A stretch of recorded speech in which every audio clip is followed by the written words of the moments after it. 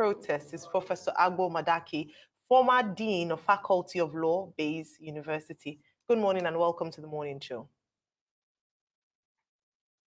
Yeah, good morning. Well, hello, Prof. You are a professor of international humanitarian law. One of the issues in contemporary writings on the subject is that the scope of conflict has expanded. And today in Nigeria, we're dealing with conflict. How do you think that the Nigerian government should respect the fundamental human rights of protesters? Because just a few minutes ago, we heard that in some parts of Abuja, tear gas is now being used, shots are being fired. Let's deal with that, the main subject of the day first. Yeah, thank you very much. The truth of the matter is that Nigeria operates a constitutional democracy, and then the constitution is the grand norm, that binds the people, the government, and dictates how we relate with ourselves. And as Justice Oputa put it, it's one of the yardstick or indices to indicate as to how democratic a government is their willingness to obey civil liberties, basic fundamental freedoms. And the truth of the matter is that anybody assuming executive position in the country, be it to the office of the president or governor and many other offices, you subscribe to the oath of allegiance and oath of office, which basically you are saying you obey and also implement the Constitution. So the truth of the matter, it behoves on every citizen, whether you are the president or not, but to respect, to promote, and to protect the basic fundamental freedoms of not just Nigerians, but of all persons that are resident within Nigeria. And that's why a lot of the constitutional provision relating to fundamental human rights always start by saying everybody, everybody, everybody. Just in few exceptions that you have right inherently only to citizens. So it is the duty of government, not only to just respect, but also to protect. And if that be the case, I agree and I concede that it is the rights of citizens, to express their views on burning national issues. It is the right of citizens to freely associate with one another, to impart and to receive knowledge as the case may be. And even in some constitutions of other countries of the world, especially in Kenya, the right to protest is constitutionally guaranteed. But however, all constitutional documents all over the world also makes provision that fundamental human rights must also be enjoyed and promoted within the ambits of the law. So having said that, the duties of government is clearly spelled out in the Constitution as the case may be, especially the executive powers of the president, of the country, which is vested in the office of the president at the national level, and then in the person of the governor at the state level. And then he does this by delegating power to people who he appoints, as the case may be.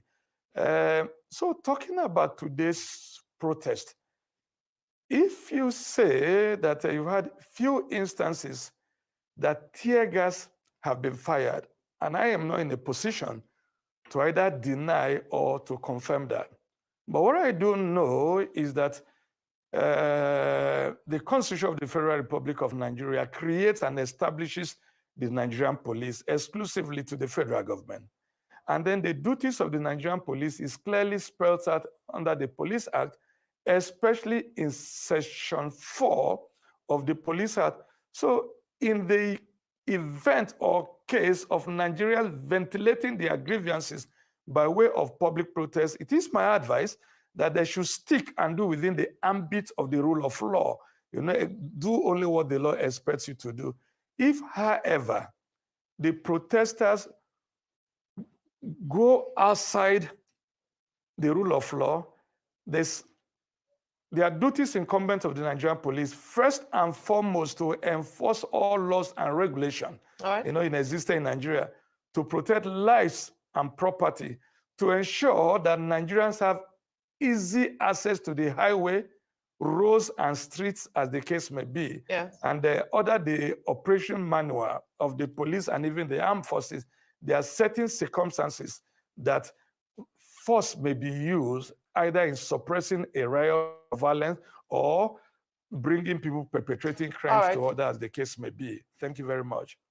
All right. Well, thank you very much for breaking that down, because we also hear, based on the process, that some states have obtained ex parte orders restricting protests to certain venues. I'd like you to speak on that, even though many of the people we've spoken to this morning, especially the protesters, have said they haven't been served yet. What is the implication of that, especially in cases like in Abuja and Lagos, where we hear that they haven't been served yet? We also hear that Kwara has been added to that list only this morning. Please, your take on this. Is that an infringement on the freedom of assembly in terms of the procession or choosing to assemble in different areas aside from the allocated or prescribed areas? Let me point out very quickly, because to the glory of God, I'm not just a professor of law, but in the last 40 years, I've also been fairly active in legal practice, maintaining my own law firm. The truth of the matter is that the National Judicial Council frowns on the abuse or the easy deployment of ex parte proceeding in order to seek relief from the court. Basically, on the face value, an ex parte proceeding may be a variation from the principles of fair hearing, because it's a cardinal principles of law, natural justice, that audi autere patent, that is here both sides. But sometimes in extreme cases of urgency, either in order to preserve or to protect or preserve the right, as the case may be, parties may quickly rush to court by way of an ex parte application. But judges are advised to sparingly issue ex parte application, that it is better to hear both sides. But however, when the urgency is real and the danger is dire, in order to preserve and to protect, a judge may give an ex parte application, as the case may be.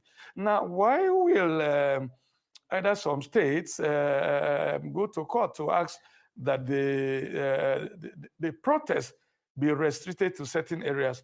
The truth of the matter is that the president is the overall chief security officer of the federations, and governors are the chief security officers of their states. And it is provided in the Nigerian constitution, especially under section 14, of chapter 2 of the constitution, that it is the primary duty and responsibility of government to protect lives and property, and all the security apparatus in the country, submit what they call security reports, either to the governor and to the president. So if from security report available to them, it is reasonably suspected that allowing the protest to go to ABCD could lead them to a breakdown of law and order, something may be done about it. But let me point out very quickly that there's hardly any Can I just say something very quickly? Very quickly, which is very germane to the questions. Yes. And I'll be very brief. I need to mention that there's actually not even a single fundamental human right that is absolute. And that is why under the Nigerian Constitution, section 45, it deals with what we call permissible derogations from human rights. That is, there are certain circumstances that some human rights may be derogated from. And it's not only in Nigeria. If you're under the International Covenant on Civil and Political Rights, out of which we now have what they call the Siracusa Principles on derogation from the provisions of that covenant. So there are certain circumstances, and those circumstances, even though it is furtherance of democracy, but in order to protect public order, public health, safety, national security, there are certain instances that fundamental rights may be derogated from under international law and even under the Nigerian Constitution, as encapsulated under section 45 of the Nigerian Constitution. That is, there are certain times basic fundamental human rights may be derogated from. Prof, you cannot be more correct. No rights are absolute. People have rights, but there's nothing such as absolute rights. Thank you very much indeed for joining us on the morning show. For more updates on the Lagos protests, let's cross over to our Rice News correspondent, Kingsley Onyekwilu, who is in the Surulere area of Lagos. Kingsley, you've moved very quickly from the Lekki toll gate to Surulere. Very good. So what's the situation in Surulere? All right, before coming down to Surulere, I passed by the Lekki toll gate one more time, then also the Koiling Bridge. The area is still calm and there's nothing happening there. The police presence is, of course, obvious. Then down to Idumota, Lagos Island, still enough ample police presence there. There are people on the streets, of course, but no businesses are open. Businesses are open, shops are shut down. Then we drove past the Costain roundabout down to Stadium and Shita before linking up with the police operatives that are just behind me. And I must say, they've been well organized and there has been no breakdown of law. Hello, Kisley? Kisley, are you there? Well, looks like the picture is frozen. Yeah, I think so. We'll probably this try to recalibrate morning. I think we have him As back we now. started Are you back? as directed by the Commissioner of Police to ensure that everywhere is peaceful in Lagos State, no matter the kind of protest that wants to come out. The significance of where we are, this is called doing to Surulere last time, started from here, where we had issues of they broke into Adeniri Ogunsoya and they broke into the ShopRite. And also the burning of Orile police station started from here. So it's significant of to ensure that we calm boys from this side so that we will not allow anybody to infiltrate into Surulere. As you can see, Surulere is very calm and we do not envisage any.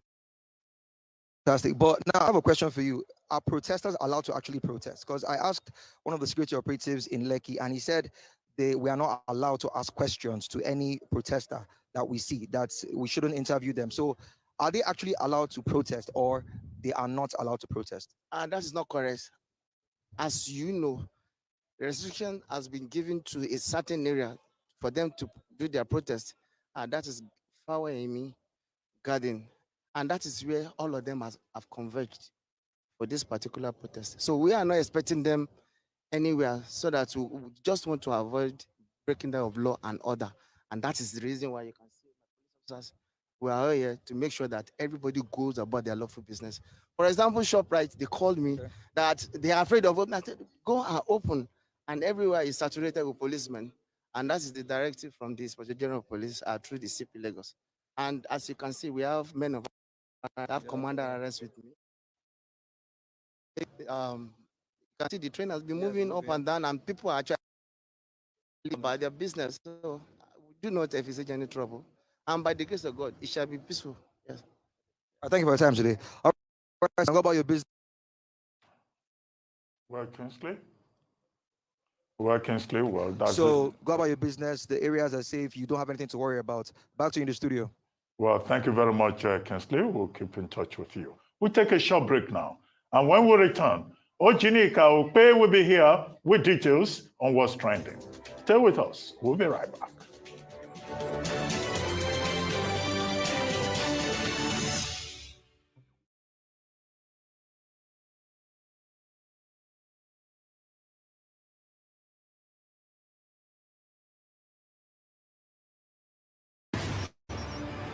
My wife and I created the Tony Elmelu Foundation in 2010. Today, the Tony Elmelu Foundation has trained over 1.5 million young African entrepreneurs.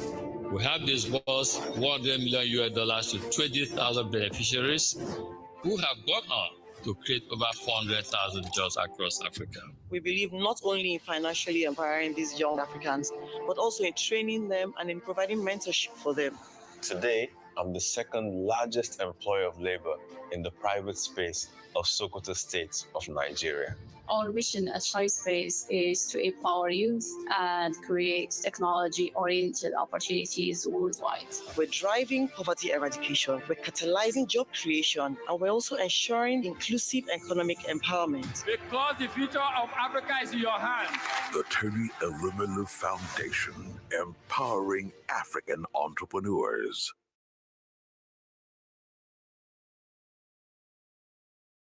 We are hiring. Have you got what it takes to join a dynamic global energy company of choice? Are you ready to experience a career driven by innovation and excellence? NNPC Limited is looking for young talents and result-oriented experienced professionals to make valuable contributions to NNPC Limited's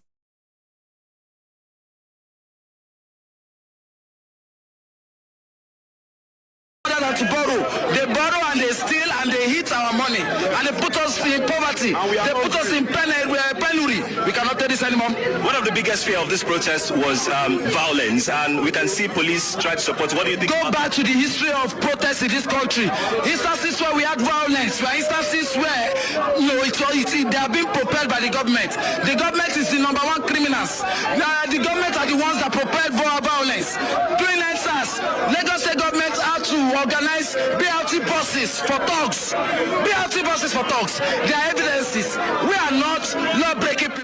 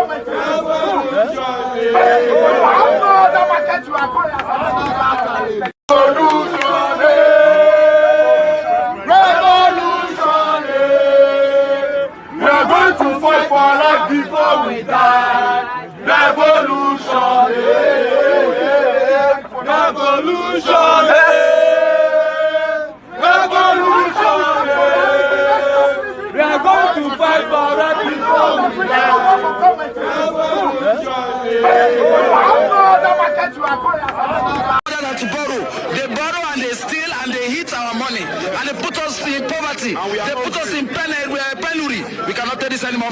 One of the biggest fear of this protest was violence, and we can see police try to support. What do you think? Go back to the history of protests in this country.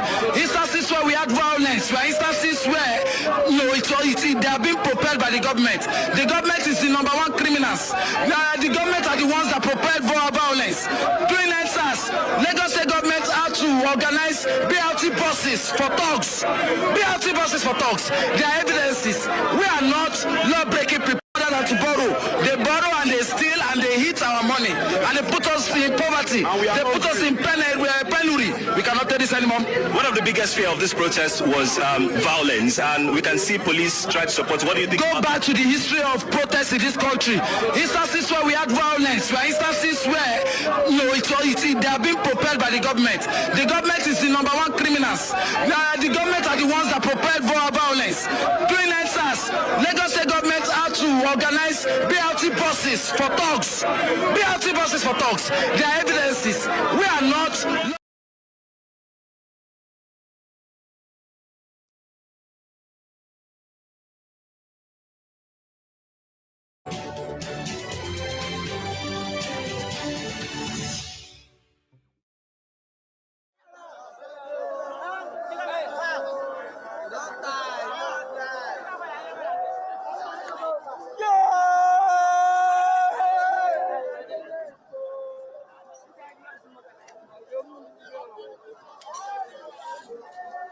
Well, these are live shots from Ikeja, where Obadeoye is reporting from. I don't know whether we have Obadeoye there, just to give us a quick update on the situation at Ikeja, which we've been covering since morning. But meanwhile, joining us now is Ojinika Ojiope with stories trending around the world. Hello, Jinx. Good morning, Dr. Abati. How are you this morning? Good morning, Ayo. Good morning. Good morning, Rufai. We have been covering these end bad governance in Nigeria protests. We are seeing that our youth are out there and they have absolutely stated their demands clearly, which I will read. But at the moment, I believe that the police has fired tear gas in Abuja. Yesterday, we saw operatives of the Rapid Response Squad of the Lagos Police Command where they displayed a full display of might ahead of the End Bad Governance in Nigeria protest. The armed officers were seen jogging and singing in full armor as they marched to different locations, as we will see in this now viral video. Of course. Yeah, so no shaking.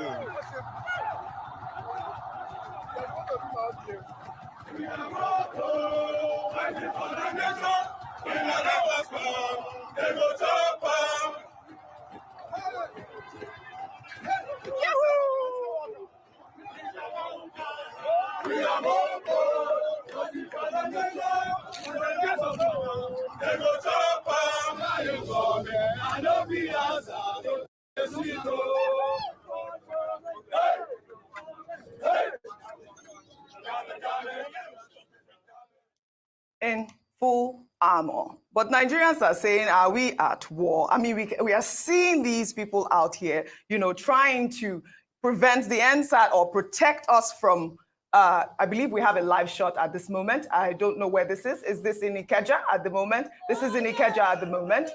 Let's see what's happening here.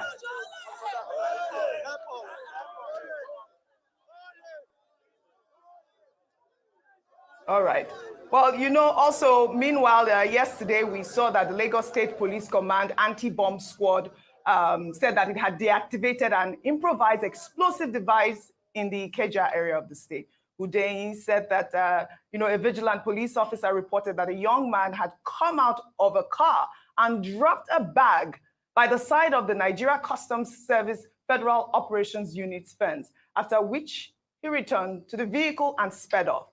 The area then was immediately cordoned off while IED experts were deployed to the spot. I mean, Aya, what does this signify to you? I mean, it sounds really scary at the moment. Very scary, very serious, but interesting, still sketchy details in terms of how, you know, the bomb squad helped to detonate that bomb, and then maybe further investigations. I know around that area, we have some security cameras that had been installed by this administration, Lagos State government. So it'll be great to see, because it's beyond this happening. Number one, it will be good to investigate the motive for that. Is it as part of the protest, or the people, one of those people that were touted to want to hijack the peaceful protest of the people? It would be really great to understand that. And going back to the first clip with the policemen showing strength and force that was on Admiralty Way in Lekki, here in Lagos State. And again, going back to that conversation on motive, what was the reason for doing that? And I want to believe that the reason they came out was to show the hijackers that they were serious about business and they were going to protect the protesters and that nothing must happen to them, because that is the job of the police, not to be seen to be against the people, but to be on the side of the people. As many people have said, part of what the people are asking for, are calling for, is also on behalf of the police. Yes, absolutely. When we went to one of the states, I think Bayelsa State, one of the placards was like they were advocating for increased remuneration for the police. So it'd be great to know that that show of force was not for the protesters, but for the hijackers. That if you try anything and, you know, try to disturb the protesters, are going to come for you. That's a solid point, Ayo. Also, I believe you guys all spoke with Nisi Gabriel, who is our correspondent in Abuja, and he had in Kaduna.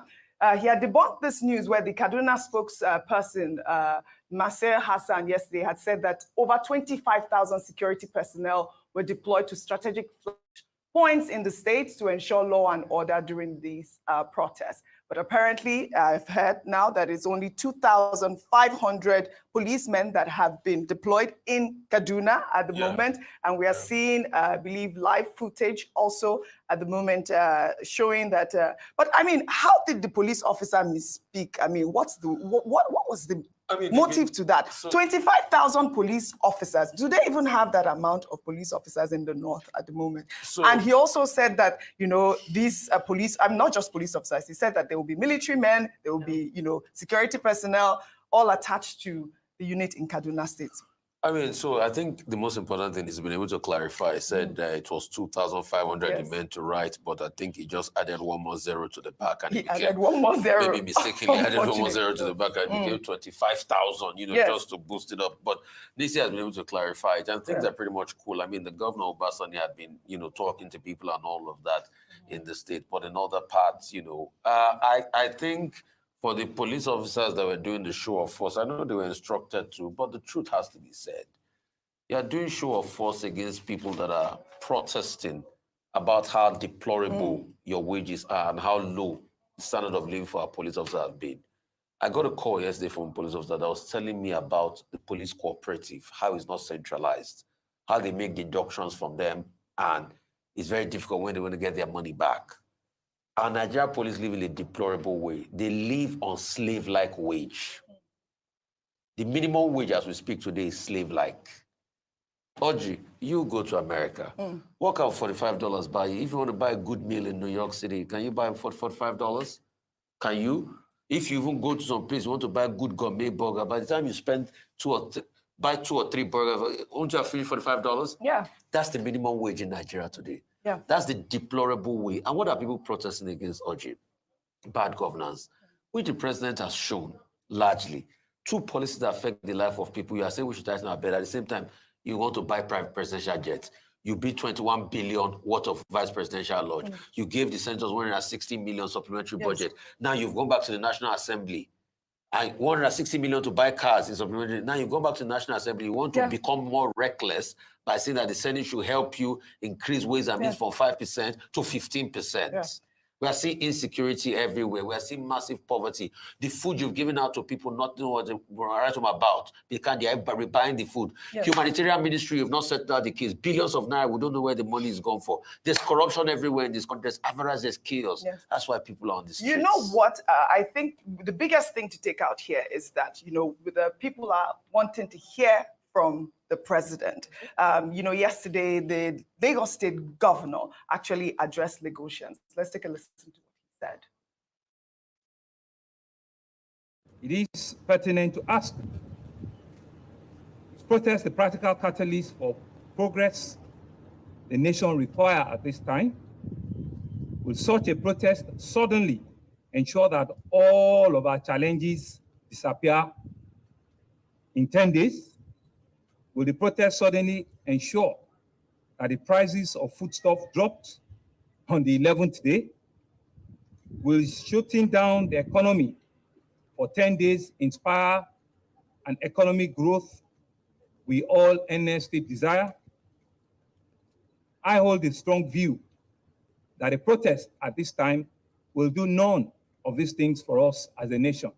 Rather, it would roll back the modest gain that we have made in previous facets of our social economic life as a people and as a state. All right, Dr. Abati, I heard you refer to this earlier, and I'd love for you to talk about it. But before you do that, the Deputy Speaker of the House of Representatives, Kalu, has also cautioned Igbo people to stay away from the nationwide protest. Let's take a look. Igbos, stay away. Igbos, stay in your houses. You'll be used as an scapegoat.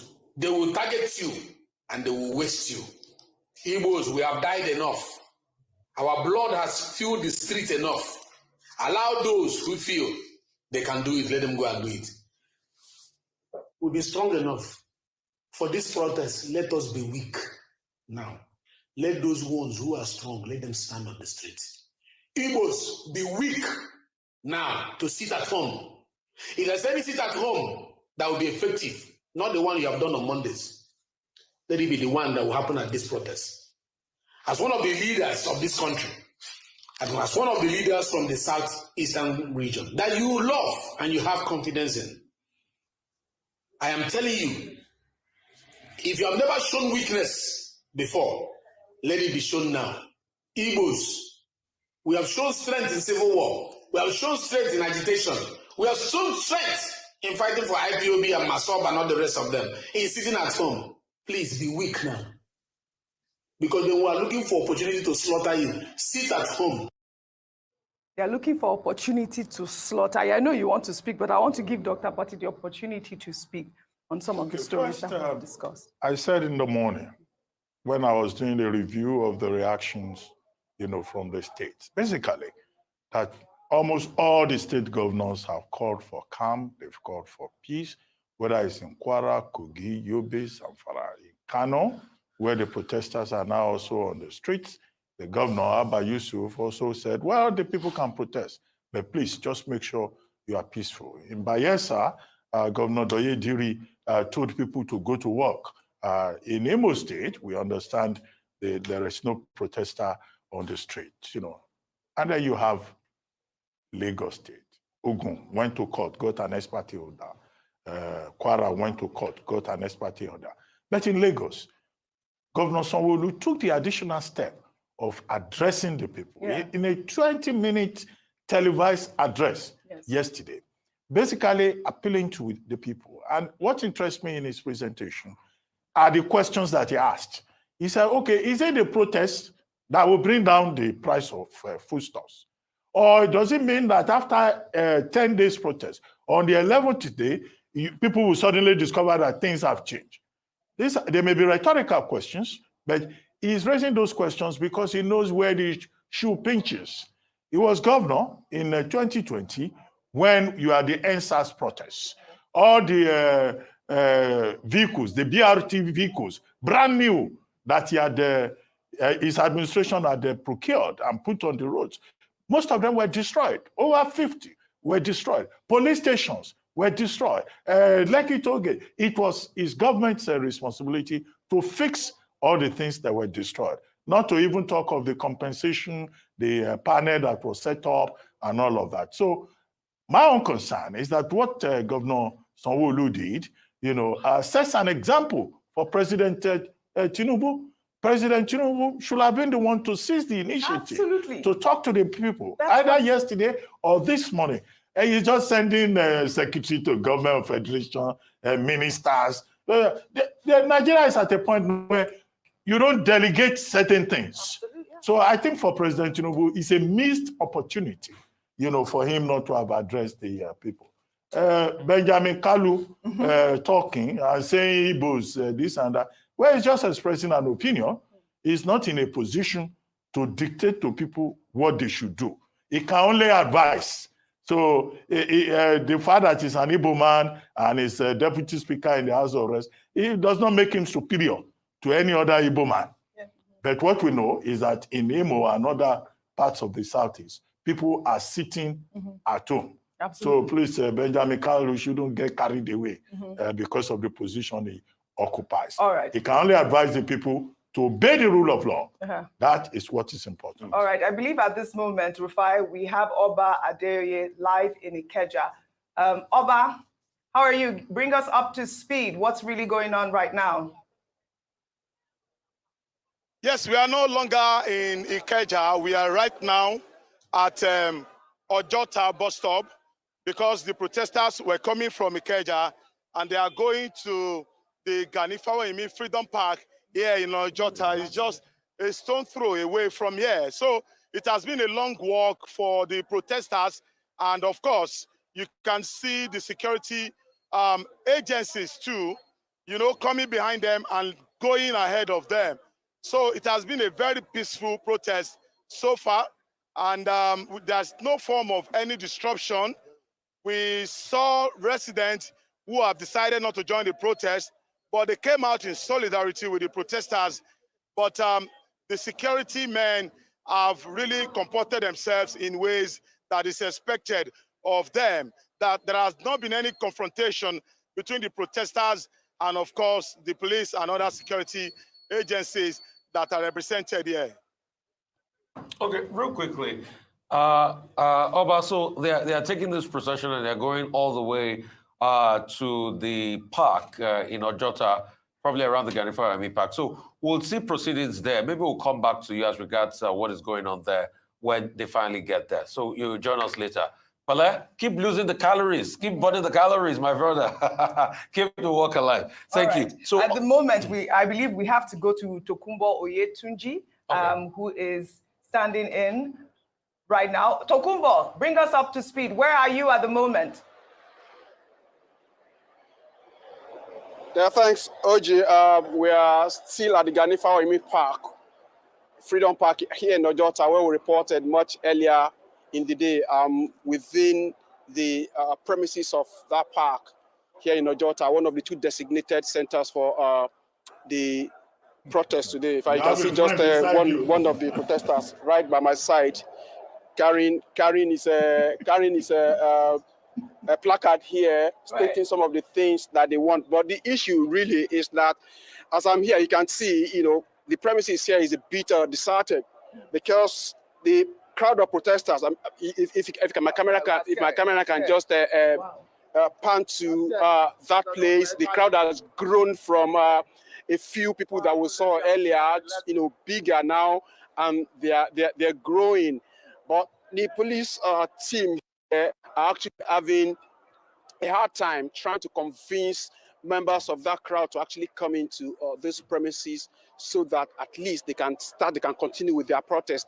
Like if you heard what the man that was just standing by my side here say, they are scared to actually come into a confined place like this because they think if they come into this confined place, they may be subjected to some kind of harassment and attack by some people. Because, of course, we've had some guys around who are saying that they are against the protest, and we're actually trying to turn some people back. That if they're coming for the protest, they better just go back to wherever they're coming from because they are against that. And their reason, OJ, is that they don't want a situation that could degenerate and end up most likely or probably like the NSAS protest ended that time, leading to those destruction of lives and property, like you people in the studio were talking about just earlier on before you came to me. Okay, yes, Dr. Abati. But from what we're seeing, I mean, that park looks unkept. Yeah. So, I mean, that itself, it may be a source of discouragement. You never know what reptiles are lurking around the place. It is an issue here, really. In fact, majority of or some of the guys, some of the protesters who have actually peeped into this place said, no, there's no way they will come into a place that is this bushy. I mean, the grass is not being cut for some time. I thought the protesters, when they informed the state government, they said Governor Sanwo-Olu should make sure he cuts the grass in that place, and I should also provide them with buses, transportation to the convergence points. So the government just ignored them. They couldn't even cut grass for them. I mean, clearly that's the situation, really. We never really had any official statement as to that request from the protest, the Take It Back movement that was after the court ruling on Tuesday, saying they wanted air-conditioned buses to actually convey them from different convergence points where they will now proceed to Ojota. And I guess that was what was responsible for them just gathering somewhere at Ikeja Under Bridge from where my colleague Oba reported from, and making that their procession down here. So I'm not sure government actually listened to them, because if they had, it will have been reflected here. This place will have been put in a better place than what we have here today. All right. From what we are seeing, some of the leaders of the protesters are still saying that somehow they find their way into this place. Maybe when the larger crowd that is coming in from Ikeja Under Bridge actually joins them here, they will come into the freedom. Thank you so much. All right, thank you very much, Tokunbo Oyetunji, and please do stay away from reptiles. I mean, watch out for reptiles right there. Well, I believe we have Georgina Ndukwe Ezeinka right now in Abuja, bringing us up to speed. Georgina, good morning. I believe that we have reports that protesters were tear gassed by police earlier today. Bring us up to speed. All right, good morning, Meryl. Good morning, Rufai, Dr. Abati. Okay, so I'm standing now in front of the Eagle Square, where we have the Federal Secretariat, we have all the 3 armed zones as well as entrance to the National Assembly. We have so many police officers armed and ready to, take charge in case anything happens. However, we had heard earlier from some journalists who were here that some people were trying to gather, and they had to use tear gas to disperse them. But where I'm standing currently, there is no protester in sight. There are no sign of tear gas. So we just have the police officers stationed at different points, ensuring that people keep going and no gathering is formed whatsoever. That's what we have, what we're seeing right now. All right. All right. Well, thank you very much, Georgina. And please do stay safe out there. Rufai, earlier, I would like for us to even just go over the, I believe, the 12-point demand of the protesters. We saw one of them holding a placard. If we can pull up the 12-point demand there for us to read out to our viewers. They said, 1, revert to petrol pump price at 100 naira per liter. 2, combat insecurity. 3, close all IDP camps and resettle the campers. 4, total electoral reform. 5, independent probe into the electoral budget of 355 billion naira. 6, immediate release of NSAS protesters still in detention. 7, implementation of minimum wage of 300,000 naira. 8, compulsory free education from primary to secondary school. 9, children of public school holders must attend public schools in the country. 10, government must patronize made in Nigeria goods. 11, transition to unicameral legislation.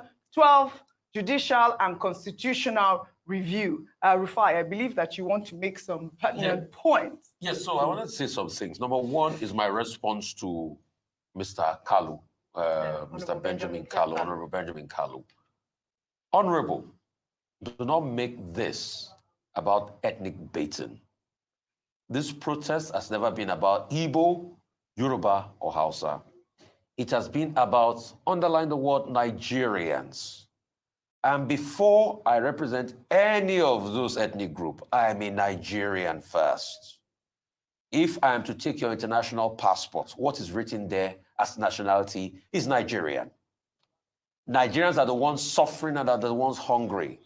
So this idea of telling Igbos not to go out and protest and all of that, no, let's not divide ourselves here. All right. As regards those demands pretty much, segue into the aspirations of a lot of people and all of that. But I hear we have to go. Absolutely. Yeah. Well, all right. We will continue to bring our viewers up to speed regarding the End Bad Governance in Nigeria protest. I'd like to thank you all. A great analysis, as always, on What's Trending. Well, that's all I have for you guys on What's Trending today. I'll see you all tomorrow. And that's all on today's edition of The Morning Show. Rochus Odiri is up next with Global Business Report, and he will be speaking to Kingsley Okereke, Edge Securities Dealing, Said Crest Group. Stay with us. This is still the Arise News Channel.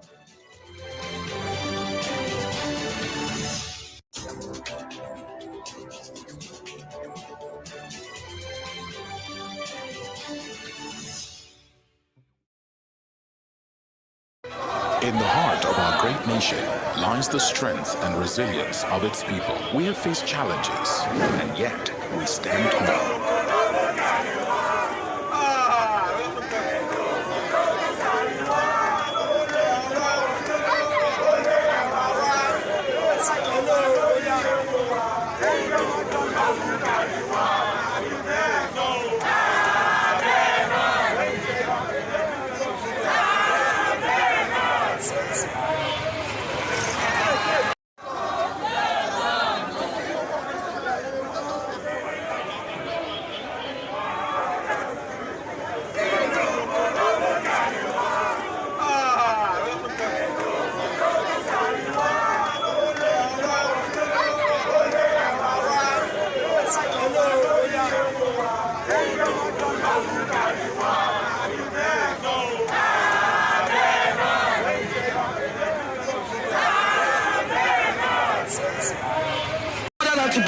They borrow and they steal and they hit our money and they put us in poverty. They put us in penury. We cannot take this anymore. One of the biggest fear of this protest was violence, and we can see police try to support. What do you think? Go back to the history of protests in this country. Instances where we had violence, where instances where they are being propelled by the government. The government is the number one criminals. The government are the ones that propelled violence. During NSAS, Lagos State government had to organize BLT buses for thugs. BLT buses for thugs. There are evidences. We are not law-breaking people. Than to borrow. They borrow and they steal and they hit our money and they put us in poverty. They put us in penury. We cannot take this anymore. minimum. One of the biggest fear of this protest was violence, and we can see police try to support. What do you think? Go back to the history of protests in this country. Instances where we had violence, where instances where they are being propelled by the government. The government is the number one criminals. The government are the ones.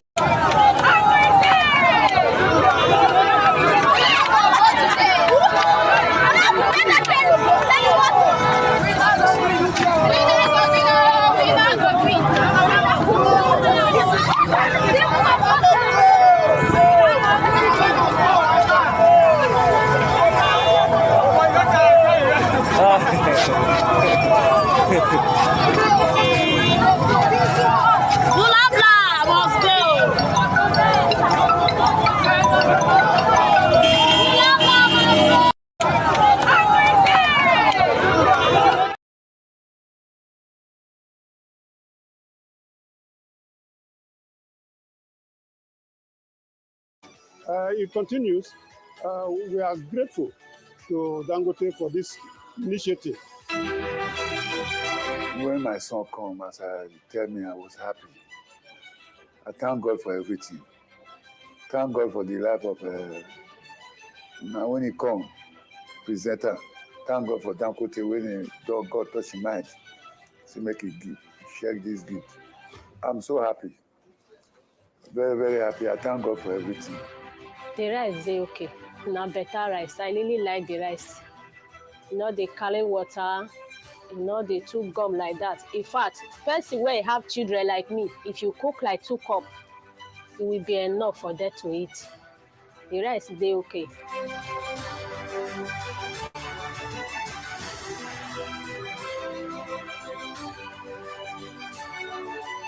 We pray for Dangote for sharing the rice for everyone. Thank God the rice is still reach our side. We really enjoy it. May God bless you. We are so happy.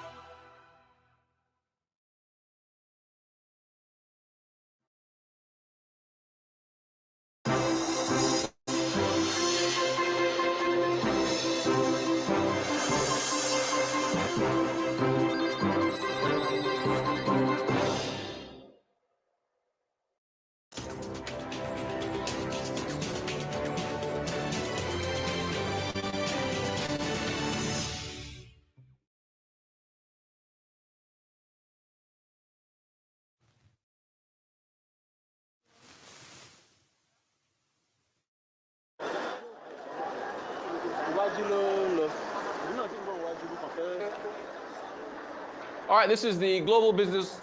All right, this is the global business report here on Rise News. Live images in Ojota, Lagos, where the protests have kicked off. And we are seeing a number of people walking through a corridor that is adjourned by fences with lots of grass in the middle. Camera panning up right now. You see buses still carrying folks. There's a flatbed truck. It's not carrying anything. You've got lots of people on each side of the road. You've got crowds there. You've got some folks with a sign that says something Lagosian. Maybe they can come a little closer. Once again, this is the cost of. There is the police vehicles on the right-hand side of the screen. There, the officers clad in black uniforms. They got their weapons at the ready. We heard there was some tear gas incidents happening in Abuja, the Federal Capital Territory. Just heard from Georgina Undukoya, our correspondent there. And I think we've got Tokumbo Oyetunji, who is on standby. Tokumbo, good morning. So is the message being passed on? Well, what's the message from the protesters you're talking to? Rotus. Yes, go ahead, sir. Good morning. So, yeah, Hello, Rotus, can you hear me? Tokumbo, I can hear you loud and clear. What we are, it looks like the camera guy's on the elevated vantage point, panning downwards into the crowds. And what's happening? What's the latest message? Hello, Rotus, can you hear me? Loud and clear. I can hear you loud and clear. Go right ahead. Yes. I've lost you if you can hear me. We can hear you loud and clear, Tokumbo. There's so basically these folks seem to be passing through the grass to avoid the road. That's what it looks like. That's what it looks like. And yeah, we still got buses moving. We still got, vehicles plying the roads. And just a set of folks on one side of the road in terms of as far as the crowd is concerned. Again, Jota. All right, I've got a markets trader with me in the studio, Kingsley Okereke, who is with Zcrest Group. He's a wealth manager. Kingsley, look, we know about the inflation figures. We know about the exchange rates. We know what this is doing to people. What do you make of, I guess, the cost of living crisis in Nigeria? Good morning, Reuters. Thank you for having me. Well, I think we are already well aware of the data and how it has printed. We've seen cost pressures rise on a consistent basis. Inflation has not shown much signs of abatedness, and we still, watching to see how that pans out in the coming quarters. It will be interesting to see how those figures roll out, but government has pretty much, ramp up policy direction to try to, show some intervention, in the immediate term, while they kick into gear some of their other policies to try to stem the tide in this crisis that we are seeing. We are hopeful that this should be able to, bring some succor to the populace. But as I said, the central bank also noted some of these policies, that they have actually brought to the fore. And we just wait to see how this impact would permeate through to inflation. And but pretty much you should expect to see growth come under some pressure. Speaking of growth coming under pressure, so we're looking at live images now. We've got some police officers. I do wonder why everybody's walking through this particular corridor of grass. I hope Tokumbo can tell us. Okay, the camera is panning to the left now. And there's a gentleman standing on an elevated position. I think he's trying to take photographs, but everyone seems to be walking through this particular path here. And maybe they're avoiding the road. Anyway, look, businesses, whenever there's protests, at least for us, we're looking at the impact on businesses. A number of them have closed. So, Kingsley, it is expected that there'll be a productivity hit depending on who's closing down where. What do you make of the productivity impact? It's generally like the general phenomenon that you try to see economic activity slow, given all this. And that's why I believe that policymakers will be ardent listeners at this time to try to prevent such hit to GDP. If you've noticed, we've been experiencing more like a stagflation effect, with high inflation and low growth. Growth figures will likely, be showing all these signs that we begin to see. And pretty much at this point in time, we just, just be cautious to be able to see how this plays out. We are not the only country going through this cost of living crisis. Our European counterparts have pretty much dealt with the same thing, and they've deployed policy, and you've seen how that has panned out, in recent times. You've seen inflation abate, in the US, in the UK, and the likes, and you've seen, global central banks starting to move towards policy normalization in that regard. So I believe that policymakers, again, will be attendant to the negative consequence of this, and they would definitely respond in due regard. You're doing very well. We were supposed to talk about central bank normalization, so you're doing fantastic, Kingsley. Let's go to Enugu. We have another correspondent there. Let's head over. Let's leave Lagos and head to the Coal City. Coal City. We've got one of our correspondents on ground there. Good morning. So what is the latest in Enugu? Good morning. Enugu is so calm, so nice, people going about their businesses, just few of them anyways. The place is a bit dry because people are in their homes for the fear of the unknown.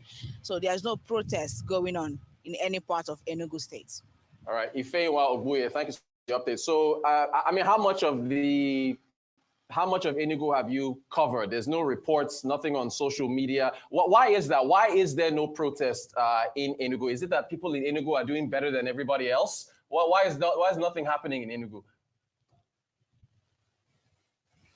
Okay, the few persons we spoke to, they say there's no need for that, that the governor of Enugu State is trying his best, that the thing, that the whole problem happening in Nigeria shouldn't always be about the federal, that the states can go ahead and put their house in order, that there's no need for the protests.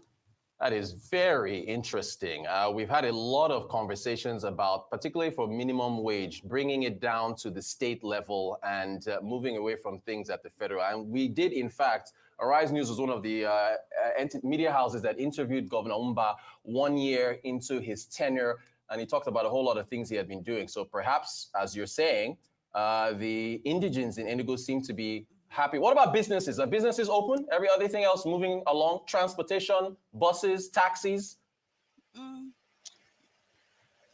Just very few of them. Very few. The major malls in Enugu are not open. Even the filling stations, it's just very few businesses that are open. Majority of them are locked down. Okay, because I assume that would be the case because they're a bit nervous about how things could turn out. So is there any forecast as to things returning to normal tomorrow? How do you see, what's the sentiment like? Do you think normal business resumes tomorrow? I feel people will still want to observe what will happen in the morning hours, probably towards afternoon or evening hours. That's when they will start coming out. Ifeanyi Ogbuye, our looking correspondent. at the proposed. Right. Thank you so much for the update. Thank you so much. Ifeanyi Ogbuye in Enugu. Let's head now to Abuja. Thank you. All right, great stuff. Let's head to Abuja now. Ferdinand Duroye is with us. Okay, there's some action in Abuja. There's something going on. Ferdinand, what is the latest? I see you walking with the people. Tell us what is happening. Well, thank you so much, Rotus. Well, you definitely can hear the sound of the protesters right now. And it's a walk from the National Stadium. And they say they're actually walking into town. Now, that's the situation right now. Now, let's not forget that this is not exactly what the government planned. We're talking about the protest. They had been restricted to the National Stadium. But at this point, after about 2 hours at the National Stadium, we saw a large mammoth crowd gather. And right now, they are making that walk into town. Now, your guess is as good as mine, that along the line, there might be one or two activities from the security operatives to stop this crowd, to stop these protesters from getting into town. Now, if you know Abuja very well, we have about 2 kilometers more to walk before you get to the 3 Arms zone, where we have the National Assembly, and then also not too far away from the villa. So at that point, that intervention by the security operatives would happen. It's exactly what we do not know.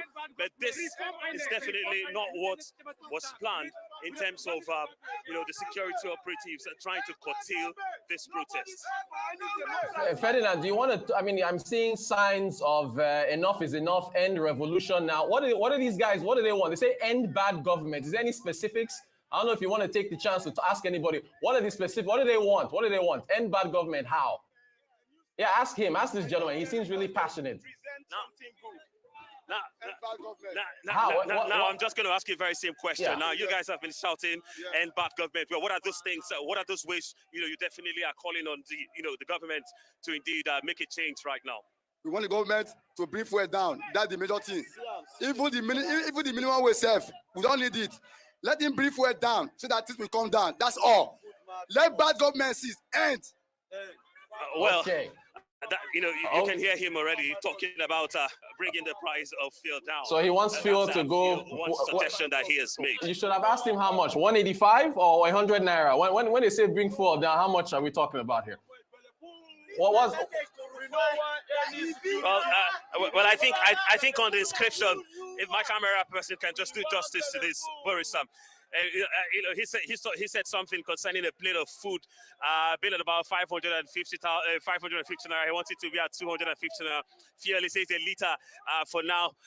There we go. 100 naira. Just some of those mathematics were some things. I see it. He wants 100 naira per liter fuel.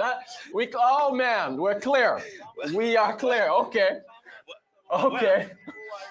Well, that's exactly some of the sum total of the protesters now. Right. But we'll keep walking. We join the crowd. Well, behind us, you can see the numbers. It's building. And let's see exactly how far we can go into the town. But obviously, I still want to point out that there are still some kind of security arrangements made. And then just by my left, not too far, well, also you can see ambulances that have been made available. Well, thus far, we've not seen any situation as regards anyone collapsing. So those ambulances and the other facilities put for medical needs have not come into play at all. Well, look, Ferdinand, we know you cover sports, so you're a pretty healthy guy. So you walking 2 more kilometers, that should be no problem for you. What about businesses? Are businesses around there? They're shutting down? Nobody's open, right? What's the situation with the firms, SMEs there? Yes, talking about the situation as regards workers today. Well, in this part of town, well, you have mostly the government parastatals, and you can see that, most of the offices are indeed locked. Well, for those of them that are not locked, I want to guess some skeletal arrangements going on. But what I can confirm to you is that as regards the local government, there are no local government workers at work today. Well, they've asked everybody to sit at home. And then trust me also, as regards small and medium-scale businesses, well, in the markets, much of what will be happening today is just some kind of awareness. Don't forget, the last time, such a protest happened, well, we saw casualties. We saw some attacks at those markets. Places. And one thing that the government did yesterday was some kind of sensitization, telling the marketers and the owners of stores and the executives at the marketplaces to protect their things from being looted, to protect their stores, their shops, their markets from thieves. And so a whole lot of such sensitization was exactly what took place. So I don't think any much is happening as regards buying and selling, but everybody's just trying to be very, very careful, because this definitely has the capacity to go south when you take a look at the crowd, and then when you take a look at the efforts that the government have done to indeed restrict this protest. As you were speaking, there were 2 gentlemen with a sign that said, "Make lawmaking a part-time job." I badly wanted you to grab one of those gentlemen and ask them what they meant by that about, lawmakers working only part-time. But generally, Ferdinand, I think it's been peaceful so far. So it looks like, as you said, no violence so far, which is a good thing. No loss of life. Nobody's collapsed. No buildings have been vandalized. The security forces are there. So it's peaceful so far, Ferdinand, yes? All right. Well, we will definitely try to take care of ourselves. Thank you so much, Reuters. All right. Thank you so much. Ferdinand Dure over in Abuja. So, Kingsley, 100 naira fuel. Is that just wishful thinking, or what do you make of some of these demands that we're seeing here?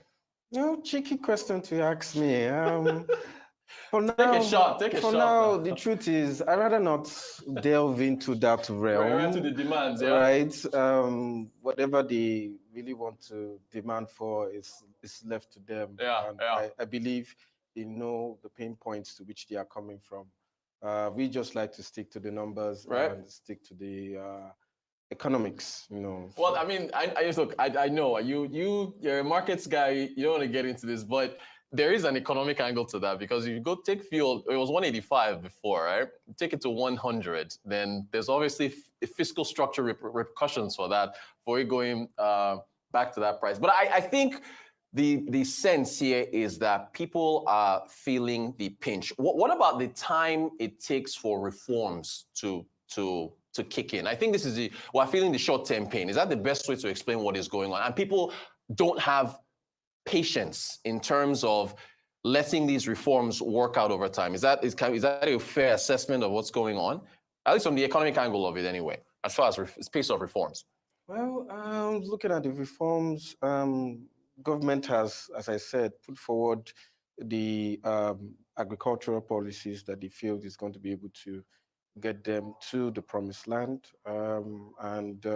Obviously, the citizenry just feel, they need this stuff to be done immediately. But as I said, I would rather want to stick to, Central bank decisions, like the yeah, Bank of Japan, the pretty Bank of much. England, and the Fed. Well, look, Pretty Kingsley, I appreciate. You see, this is why we have the best guests on Arise News, because you guys are so flexible. We're supposed to have been talking about central bank monetary policy normalization, but the protests, they take priority. Kingsley, we want to have you back. All right. I thank you so much for joining us on the show. Kingsley Okereke, head of securities dealing at Zcrest Group. Chika Mbonu is next. You want to hear what he has to say about what's going on. So stay tuned. You're watching the protests, the ongoing protests, live coverage. Arise News will be right back.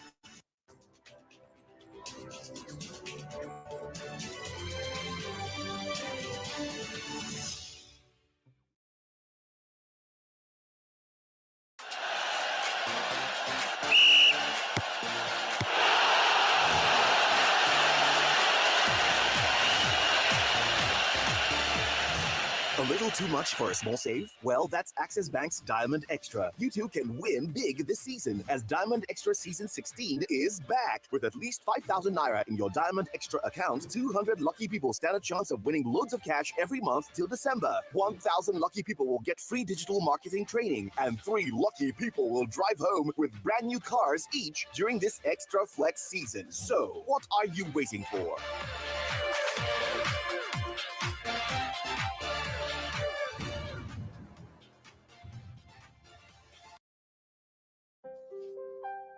My kids are more than precious to me. Seeing them doing well, healthy and happy brings me so much joy. I know it's my responsibility to ensure they are well nourished. So I use Dangote salt in my cooking. It is high quality salt that refined and iodized to give great taste to my meals and also for my family's and well-being. And it's got a name that I trust. Dangote salt is refined and iodized to help prevent iodine deficiency disorders. So give your family meals that taste delicious and support their well-being with Dangote salt. It's time to care about your salt. Choose quality, choose Dangote salt.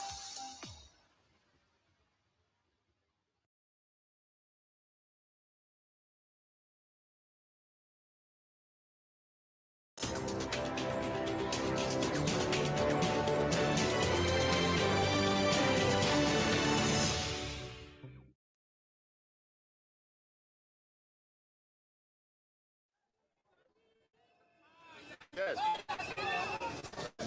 Okay, okay.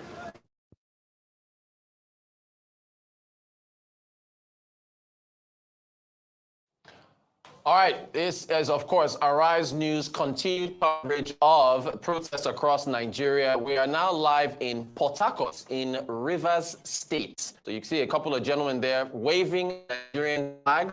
This is about the country. All right, and we're going to get, of course, continued coverage now. Let's see as we get. All right, so we're going to get one of our, of course, our correspondents who is getting ready there to tell us the lay of the land over in Port Harcourt. So far, you've seen protests to some extent in Lagos, nothing in Enugu so far. Abuja, very, very active. And now, all right, so I think we're going to go to our correspondent now over in Port Harcourt. Okay, so we'll get to him in just a second. Chika Mbonu is with us, Arise business analyst. Chika, thank you for joining us. I really appreciate you coming out of the house because everybody has been staying home. You've talked a lot about cost of living. What do you make of what you've seen so far? When we talk about Nigeria, sometimes it's sad commentary because you will hear people say that we are not supposed to be suffering the way we are suffering. Right. This is a nation that is I'm just tired of talking about it on this program. Of course, I know. We're a nation that is endowed with, literally every kind of wealth that God has blessed us with. But, since time immemorial, let me speak that kind of English. Yes. We have been buffeted with, poor management of the economy, poor management of our resources. Even the situation that we face today, I used to be very reserved. Yes. I'm wondering whether I'm being too aggressive when I attack the subnational government.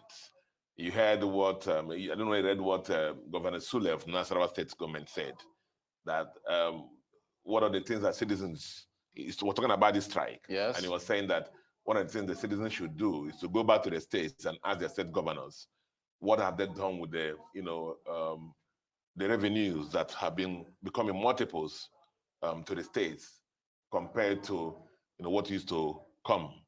That for his state, he mentioned that the things they've been doing. Yep. That have created employment and, put resources in the hands of people. I thought about it here several times in this program. And I said, one of the things we have been endowed with is land, so much land. Instead of looking for sophisticated jobs in offices and people, the governors can make agriculture more interesting. Yes. The other things in IT, there's so many things people can do. So you see a lot of states now and much richer than they were 1 year, 2 years ago, but the standard of living has gotten worse and worse. So is fuel, can fuel become 100 naira? In our desire, to push the boundaries, there's also some dose of realism. We have to introduce some of these things. Right. One of the things that, let it not be like the story of the hen that laid the golden egg. Yeah. You just kill the egg, kill the hen so you can get all the egg. If you want to get fuel at 100 naira, maybe the refineries will not work. Right. After selling the stock that you have, you may not have another stock to sell. So there's a lot to be done. And with what happened in the last 2-3 days or the last 1 week, trying to, by the government side, trying to moderate these protests, yes, you can know that, if they have been consistently be doing all those things, the life of citizens would have been much better. I think we're going to go back to Port Harcourt now. Andy Omano is our correspondent on the ground. Andy, can you hear me? I saw you at the roundabout with gentlemen waving flags. What's the situation in Port Harcourt in Rivers State?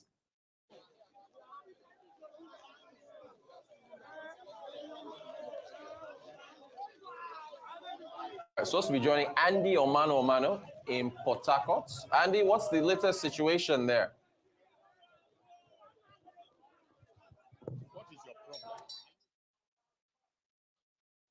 All right, so any moment now, we're going to be getting Andy Omano in Port Harcourt in Rivers State. We had images there. There were folks waving flags. They were at a roundabout. There he is. It's raining. He has an umbrella. Okay, Andy, go ahead. From the main entrance to Government House, where youths in their thousands, they are here this morning where we set out before my colleague Mary Shinda handed over the reportorial baton to me.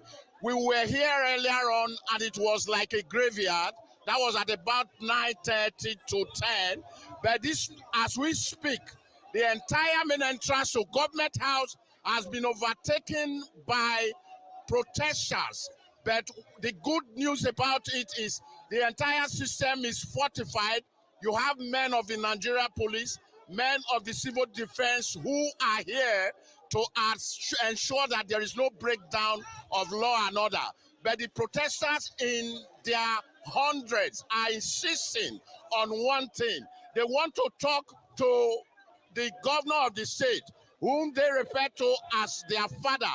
They want to talk to Governor Fubara, who to them must talk to them now in order to communicate their message to Mr. President concerning the hardship that Nigerians are experiencing as we speak. So as we speak, you can hear the noise in the background.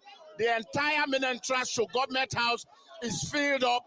They defy the rain. I must add that quickly, Rotus, that they defy the rain. That is why you see me under an umbrella.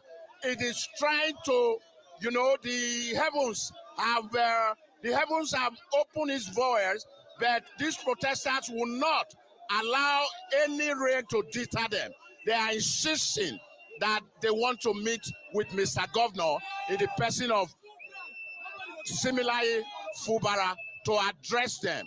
over the hardship that Nigerians are currently going through. But earlier on, we had interviewed a couple of them who insist that, one, they want the fuel price reduced. They've also called for the government to make sure that there is subsidy on foodstuff, as it were, because that where the rich go to buy is also the same market they are equally going to buy. Over to you, Rotus. Andy, thank you so much for the breakdown there. So look, I remember during the NSARS protest in Lagos, Governor Sanwo-Olu actually came out to meet the protesters at one point. In other parts of the city, in other of the representatives were sent out. What's the response from the Fubara administration? Have you heard from anyone? Is anyone going to come out and talk to them, a liaison or anything like that? What is the feedback from government, or have you heard nothing at all so far? Okay, yes, very likely, very likely that there is going to be a representative of the governor to come address these protesters. I see that happening, though we are yet to see anybody, but they are here in front of the government house. I'm talking, Rotus, from the benefit of hindsight. I've had the opportunity of covering several protests here in Rivers State, specifically Port Harcourt, the Rivers State capital, and in Government House here, the main entrance. What usually happens is, if the head of service is not coming to address the protesters, one or two key government officials, the Secretary to State Government, will do. And I think these protesters are looking forward to the governor sending a representative to talk to them on his behalf. If that doesn't happen, I don't think they will take it lightly, because they want to hear from the governor. But I have with me here, I don't know if we have ample time to do this quickly. I have one of the leaders of the protesters who I'm going to bring on camera right away to tell us specifically from the horse's mouth why they are protesting and why they are in front of Government House here, even after when the governor had addressed different organizations yesterday to say, look, we can understand your plight, but please, tarry, don't hit the street by way of protest. Can I have Gogo Wellington? Yes, please. Yeah, he's yes. Gogo Wellington. Yes. Gogo Wellington is one of the organizers of the protest. Gogo, that's your camera. Good afternoon, Omano. Good afternoon. I want to correct that. I am not one of the organizers. I am a protester, like every other person. So for the main purpose for this protest is, as the name implies, a move to end bad governance. We have witnessed the continuous widening of the gap between the ruling class and the people. The continuous inflation, it has become so bad that people find it very hard to even afford a single meal a day. And the government is not sensitive to the plight of the common man. No matter what the people say, no matter the agenda the people push, the government gives an adamant ear. They keep approving billions and billions and billions for their personal consumption when the common man cannot even afford a meal a day. The common man cannot pay his transport fare to and from work. You see them contending so much when it has to do with minimum wage, but when it has to do with their own allocation, when it has to do with their own collections, they don't tone it down. We protested and argued against the approval of millions of naira for vehicles for National Assembly members. They went ahead to approve it. We protested against the authorization of billions of naira for the renovation of the House of the Vice President, about 20 billion naira for renovation of the House of the Vice President. They went ahead to do it. Allocations keep coming up abruptly without consideration for the common man. So what place does the common man have? We want a renegotiation of this entire exchange. The people do not matter. So we want to matter in the scheme of things. The Nigerian people want to matter in the scheme of things. That's why we're here. And we are not really interested in the governor coming out to address us, because our brunt is not with the governor. This is the seat of power in Rivers State. We're just here. It has a symbolism of our recognition of the seat of power in Rivers State, but this is not our center.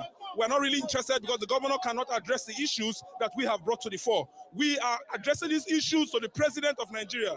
This is a Hail Mary call. Nigerians are suffering, Nigerians are starving, and something needs to be done urgently to address the ordeals of the common man in Nigeria. Thank you so much, Gogo. That's Gogo Wellington from here. He just corrected me. He's not one of the organizers of the protest, but he's actually a protester. Rotus, that is what seems to be going on here. As we speak now, that is the propensity. And so we'll get across to you, because for you, everything we would run with. Right. And we are still here, keeping a pace on what we can get. But they are here. Can you quickly, wait, I really need you to ask him this question here, because he seems to be completely absolving the executive governor of Rivers State that has a state budget for the indigenes of Rivers State. He's skipping over him and saying this is going to the federal government. Rivers State gets a FAC allocation. In fact, I think it's the third highest FAC allocation after Lagos and Delta State. So can you please ask Gogo, how is it that he can completely ignore Rivers and say, we're not here for the governor and this is for the federal government? I really need to get some clarity from him on that. Okay, Gogo, the question to you. Several allocations have come.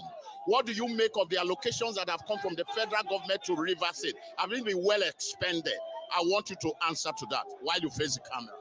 You know, because of the disharmony in Rivers State and the continuous interference of the center in the affairs of Rivers State, it is so difficult to ascertain the state of things. When it comes to distribution of palliatives, we don't want palliatives.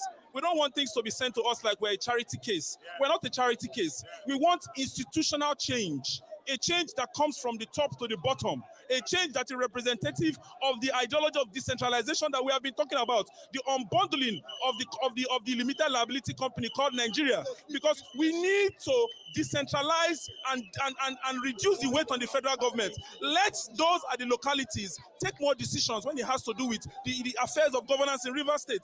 We cannot at the end of the day keep referring to presidency when it comes to issues that can be handled locally. Let issues that can be handled locally be put down to the people at the local level to handle their affairs. Exclusively should just contain things like defense and other issues that the presidency should concern themselves with, like external relations and all that. But as per Rivers State here, for now, we want a decentralization, unbundling of the national structure, of the current structure that exists, which condones corruption, which enables the center to keep pilfering and emptying our vault of the as Niger Delta people. We are Niger Delta people. We fund the center. So what is present here should be representative of the wealth that we have in store in the Niger Delta.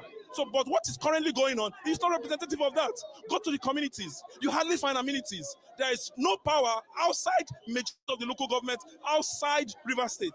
Yet we say we are the center. We have oil. We have all what? We fund the national budget, but we cannot be bold enough to say we have amenities to actually represent the fact that we are the treasure base of the nation. So what we're talking about is the renegotiation of this structure we call Nigeria. Thank you so much, Gogo. And so, Rotus, that's Gogo Wellington for you. You may have put it in perspective the way you want it, but like I told you earlier on, when we were here in the first running, there was no crowd here, but here we are, still in front of the government house. The crowd has amassed here, and they are demanding for one thing, that can this hardship be a little bit softened by the Nigerian government. They have said it. They are not here to meet Mr. Governor. They are here as a symbolism, the fact that this is the seat of government. They are here to drive with a point, and they are looking forward to a situation where government at the center will indeed listen and hearken to the plight of the ordinary Nigerian who is in the street. Over to you. Thank you. Thank you so much, Andy Omano on this on a rainy day in Port Harcourt in Rivers State. Thank you so much, Andy. We appreciate it. We'll come back to you later in the day. Chika, I really want your thoughts on this, because the whole dynamic of our skipping the governor, we're not going to talk to Fubara, we won't talk to the federal government. Please, because you just talked about governors a few minutes ago. I think it's the lack of understanding and appreciation of the way the governance structure of Nigeria is organized. And from beginning, apart from the comments he's making about what should reside with the federal government of Nigeria and what should be hosted by the states and local government, that's for politicians to play around. Yeah. But the issue, it has to do again, like what I'm talking about, that the states get so much and local government gets so much allocation. Right. And what have they been doing with it? No, hitherto, before the Supreme Court judgment, we all knew what is happening to local government allocations. Yes. Whenever they come, they enter into the purse of the capo, the titi of the state. Yeah. And then they dispense of it whatever they like. And the kind of things local government should do, they don't do them. Infant mortality, some of these maternity homes, and even the earth roads, nothing is done. Water, nothing is provided. So the issue is that states are getting richer, but the citizens are getting poorer and poorer. Right. I would have thought, therefore, that I would have seen an appreciation in the human condition, living condition of Nigerian citizens. With we lost, exchange rate. You know how it happens for those economies. The exchange rate, we knew all from the beginning. The exchange rate was going to balloon the revenue earnings of states. Yes. Even though it's going to transfer inflation to the citizens. Yes. So we are hoping that the revenues that accrue to the states now has, they will use it to moderate the effects of this inflation. Now, see, Rotus, I like doing analogies. Of course. If you have a major surgery, the doctors don't just say, "Oh, Rotus, just bear the pain." Right. In 1 month's time, the pain will be over. No, they give you some, medication. Yeah. Temporary medication to take you over that period until you get much better. Which are like the palliatives. Right. One of the criticisms that I've had about the policies that came in was the fact that some of these medicines were not put in place before they happened. And what we're just seeing are things. So in the last 1 week or 2 weeks, initially there was a bravado. Don't protest. We will do this. IG, this, you have battalion of police and whatever, practicing how to shoot people. Yeah. Then Abuja was a case study. The minister of Abuja initially wanted to punch, kill and go. Subsequently, he came and started going around communities, started negotiating and talking. If you explain to people what's happening, it's easier to bear. And then let me tie it into, when I say if you explain to people what's happening, it's easier to bear. Let me tie it into what I call the optics. Yes. The optics. Now, let me pick on the Senate president, for example. Oh, Lord. He has not, rebutted what he said yesterday or the day before yesterday. You guys can go and protest. You are eating. What is the protest about? Hunger. Right. We're protesting about hunger, not that we're not able to eat. Right. Then you say, you guys can go and protest. We continue to eat. Yeah. Now, highly insensitive comments. And he has been known to make this kind of comments. So what I'm communicating here is that the optics, you tell the citizens of the country, continue to sacrifice. There's some governors in neighboring states of Lagos that tell citizens, sacrifice, bear with us. Yeah. Meanwhile, all the roads in the states are in bad state.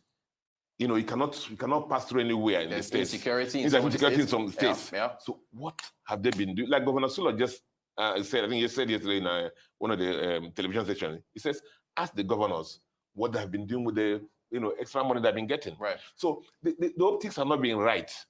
So protesting is a I'm not damning to politics now, is an expression of democracy. In the countries where you don't allow people to protest, usually they don't associate with democracy. Right. Now, but the issue is that you can always talk about things. Citizens are very understanding.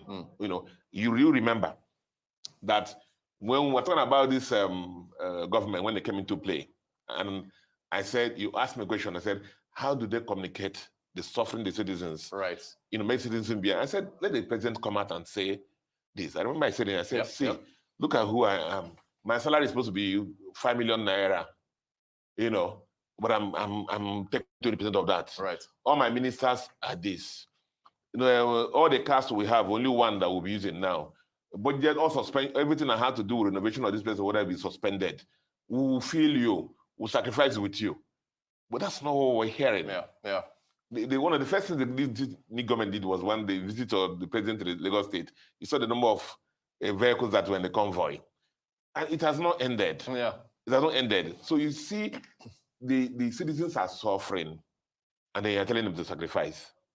There's a misalignment of disconnect in the communication. Yeah. So I would have thought also that if I were, you see, there are two reactions to what the citizens are doing today. I go back to during the military regime. Mm-hmm. When we had this Abiola riot, protest or whatever, there was only one governor, the governor of Lagos State that time was Mawa. Was the only person who came out to join the citizens to protest. Yeah. Because the citizens saw that he was working and he could tell them. Now, the state governors who are doing something could identify with the citizens and say, it's your right to go and protest. I'm doing my best here, but go and express yourself. The other ones who are doing nothing, what are they doing? Police commissioner, come and bring your platoon. GOC commander, army, come on. That's what they're spending their time doing.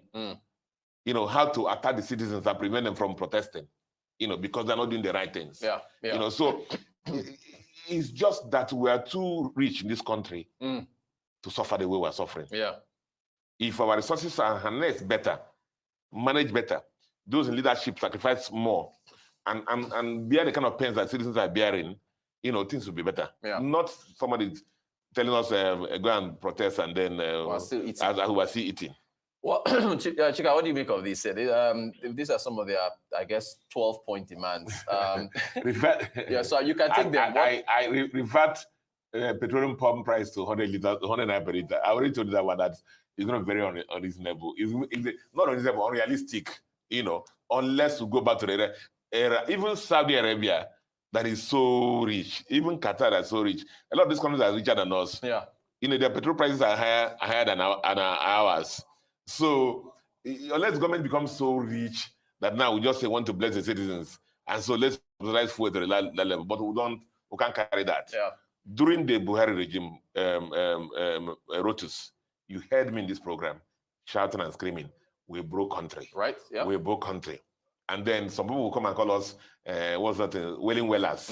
Yeah. This thing now. So now we are hearing all those things we saw that time happening. We can't carry this other now. What insecurity? You've talked about that. No. This is a felon. Yeah. Insecurity. I didn't know that the police can mobilize and they can mobilize right. the way to harmless citizens, the way they mobilized. Yeah. You saw somebody put out something that the bandits in Zamfara and some other states are actually rejoicing. Yeah.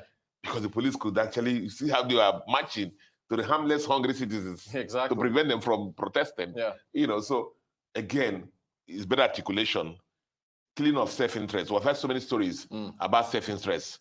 We've had so many stories about why the insecurities continue, that some people are getting from it and so on and so forth. I don't know. I don't sit up there, so I'm sure the president has the full picture of what's happening. Yeah. He has all security reports, but this has to be stopped.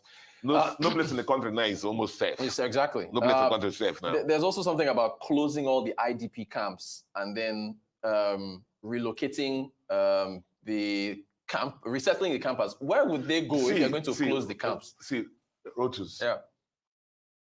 For a country that's not at war, Nigeria is a shame with these IDP camps. Yeah. It's a shame. You know, the IDP camps are supposed to be temporary abodes. You know, when a state governor or somebody comes out and tell you that everywhere is secure now, everywhere is safe now, why haven't they, you know, decentralized the IDP? Right. Yeah. Okay. Do you get a point? Yeah. So that's why, you know, people speak one way and the result shows the other way.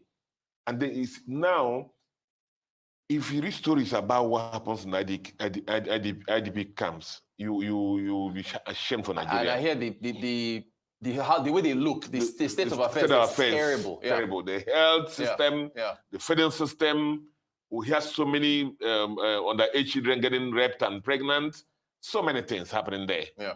You know, people are living, you know, off nylon bags and left their homes. And then maybe also, remember these people are supposed to be farming also in their farms. Right. So everything in Nigeria adds up to that. Right. We have food inflation. Look at IDP camps. Yeah. You know, so that's the issue. This is actually, for a nation that is not aware, you know, this IDP camp is a big embarrassment to our country. There's another one, I think, electoral reform. They want to probe the 355 billion. I think we should put that back up. The 355 billion that I think has been allocated to INEC or so. Where is that? Yeah, it's there. Well, that's an electoral thing, though. Yeah, total electoral reform, independent provincial electoral budget of 355 billion. Let me put it this way. Yeah. I'm not going to dabble into politics. Of course. All I can tell you is this, that I've always said that the day Nigeria will actually turn, to what it's supposed to be, is the day that elections will be won and lost on the basis of what you have done during your tenure. Right. Not the police commissioner. Right. Not the GOC commander. Not federal might, or as the case may be. Not the money that you bribe people overnight, and the fact that you go there, and it's a shame because there's some countries near us here, that during election nothing happens, what goes on, and people just go and vote, no killing and whatever. So that is the problem. So if I want to talk about election, it is that election that we will carry out, and our vote will count. Right. There's no legalistic manipulation. There's nothing like this one worked, this one didn't work, therefore this. And then now, in Nigeria, a lot of the elections are determined by the judicial system. All those kind of things have to stop. Let election be such. You see the kind of things that happen. The last election tried, in some instances, where at the first round of election, where people who didn't have any platform actually went and won election before their eyes opened, and the powers that be did the things they did in the second round to tighten things. So that's the kind of thing we're looking at. That you stand up here, you have the same platform, you can debate, you can challenge whoever is the incumbent, and then you have a better something. People will vote you in. That's the kind of electoral reform that we're looking for. Whether there's a budget or not, but those are the issues. Those are the issues on Nigeria. And that's okay, Chika, let me take your attention to this. This is live in Abuja. We're seeing tear gas being used to disperse protesters. So you can see armed guards. You can hear the shots now. We were hoping for no violent activity, but yeah, so you see there the police there. It reminds me very much of what we saw in Kenya. Although, of course, there in Kenya, just to make the difference, lives were lost there. No lives have been lost here in Nigeria, but wow, this is some serious armed.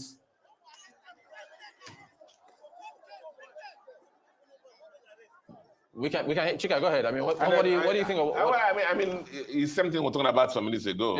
Yeah. And to see how they mobilize against peaceful protesters versus, and it has never changed. Yeah. So a provocation now can get this out of hand. Yeah. In this program, one time, I wrote it again. We'll try to speak well in this program. I said, Nigeria, the people in power should realize this, that our country is like a land that has been littered, they have poured fuel everywhere, petrol everywhere. Exactly. And they're just watching for somebody to light the match. Because this thing they're doing now, the word is, people can see it in their Instagram now. Suddenly, you can evaporate in Port Harcourt. Exactly. You can evaporate in Cross River State. We just kill one person now, and you see this thing take another turn altogether. And so they should just be very careful. As IG has advised them, they should be very, very careful. Allow people to protest. Allow people to protest. But on the other side, Chika, I guess we should talk about the chance that this could be hijacked by vandals, right? We should acknowledge that as well. No, of course. Yeah. If they, ab initio will know that it can be hijacked by vandals. Yes. But we know how the vandals work in Nigeria too. The people who are protesting have a purpose. Yeah. The vandals must have a counter purpose to the vandals. So just look at it that way. Yeah. So who is sponsoring the vandals? Right. Because the people who are protesting are peaceful. They're going on the street. Yeah. They have a purpose. They want to communicate. Yeah. You saw the people in government house in Port Harcourt. Is any vandal that they want to hear the governor talk? So now, when the vandals come in now, who sponsored the vandals? How do they come in? All right, I think we have, we're trying to get some shots there as far as what's going on in Abuja. Again, live images here. You're watching Arise News coverage of the protests across the country, and you can see the police officers, they fire tear gas, they are armed, they are walking across the streets, and as Chika Mbone has said, let peace reign. I can still hear the shots. Yeah. Let peace reign. Yeah. Because if this gets out of hand, there's a report of somebody that has been killed now. I mean, look at the last incident. How it started. Right. The killing of a protester, and then the tinderbox will just blow up. This thing can get out of hand. So let them just manage. Everybody just cool down, take it easy. Yeah. And let this thing today pass. Chika, I remember during NSAS, you came to talk about businesses and their impact. So there's a productivity hit to all of this, Of course. I mean, a lot of business. They've grabbed this guy. He says he's a journalist. This is what we're talking about. We don't need this. This is the press. This is a member of the press. The police should not be doing this. The man has a camera. He has a jacket. He says he's a journalist. He should not be accosted by police. What did he do? Everybody there is saying he's a journalist. What is the problem? Okay, good. Okay, good. So the police are... Yeah, the senior people have come to take care. Senior people have come to diffuse the situation. We don't need this. This is what we were just talking about just now. So if you're watching, a journalist has been accosted by at least one police officer. He was being pulled away from perhaps getting too close to where the tear gas was being shot. You heard everybody there saying he's a journalist, let him go. And to the credit of the police, as Chika just pointed out, another police officer came and pulled his colleague away and said, allow the journalist to do his job, I think.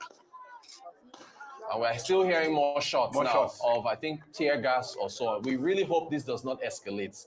That is the last thing we need right now. Oh, my. Again, Chika, it's and I think the reason why our cameraman kept facing his camera to the floor is he doesn't want to get the wrath of police officers that he's pointing the camera at them. Yes. That's the reason why he kept pointing at the floor, to pretend like he's hanging it on the side. Our police never like you to film them. Wait, why? Can you talk to that? Why do they not like, even when you bring out your phone, they get very violent. But see, the problem is that... It's really odd. I don't know why they do this. The problem is they stopped me one day and... we're trying to do all this filming thing. Right. And the phone going, and I said, see, guys, do you know that I have a camera on my watch? With technology, your glasses. My glasses. I have a camera. Your glasses. You can hold my phone, but I can still film all this thing. Yes. What is it? Is this country that we're in? But shouldn't leadership in the police sensitize police officers that when you see cameras, it's journalism. It's accountability. Accountability. But when you're doing a bad thing, you don't want to be seen. Don't want to be seen. That's what it is, Oh, gosh. Look, again, I hope that journalist is safe. It's our country, and we have no other country but Nigeria.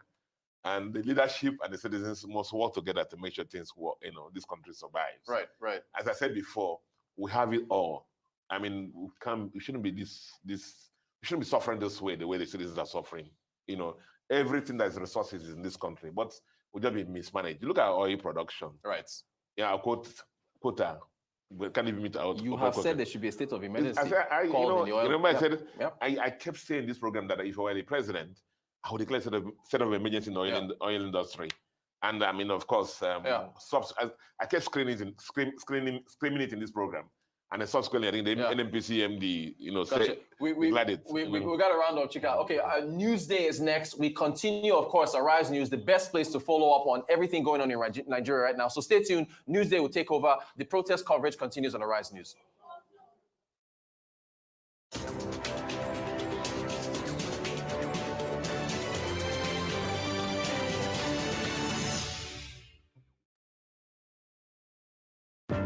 We are thrilled to have you on board as we chart the course for our next chapter.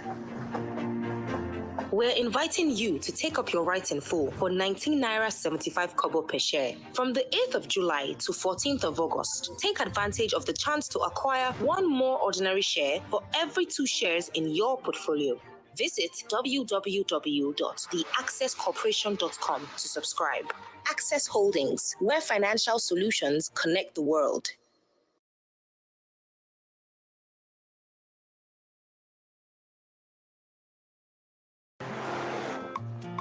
Guy, with the rising cost of things, we need to plan our next move. Guy, I agree with you. I mean, with the money we make, we should not be struggling with our finances now. Maybe you both need better banking options.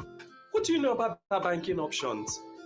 I recently moved my salary account to Polaris Bank, and since then, it's been a smooth ride for me. They bought over my existing loan and gave me better interest rates and repayment terms. Are you serious? Yes, as a Polaris salary account holder, I can get personal term loan, auto loan, mortgage, 50% salary advance, credit card, and more without going to the bank. Really? I've got a personal term loan already. See, here's my credit card too. How do I make the move? Simple. Open a Polaris salary account on Vault. Use salary account as your referral code. My guy, I am moving my salary account now. Get personal term loan and more with your Polaris salary account. Vault is available on Google Play Store and Apple App Store. Salary earners.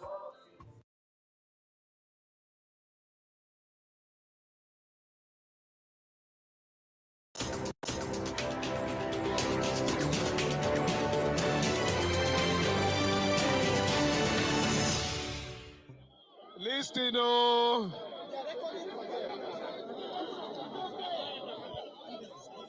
Let me first of all thank you. I'm thanking you because you're peaceful. That is the first thing.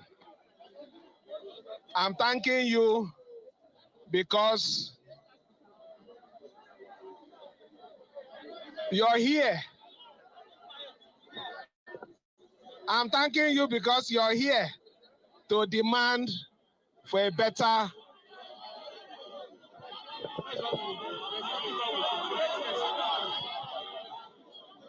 You're here because you want a better Nigeria, is it not? But like I said yesterday, I am one of you. I feel your pain. And in our own government here, we are doing everything to make life easy for our people. But you see, this particular protest that we are doing now, our only worry is that we know that a lot of people are planning to take advantage of this protest to destroy our state. But we will not allow it. So, like I said before, I want to thank you for being peaceful. I already know your problems. We will communicate your problems to the federal government. Like I said, it is not easy. It is not easy. But we know quite all right that very soon everything will be well. Starting from our own state. Starting from our own state, everything will be well. What we just need is to support the government. Support the government. Support the policy. In the beginning of the policy, it might be harsh, but at the end, everything will be fine. We are going to make sure that we make life easy for you. Our youth.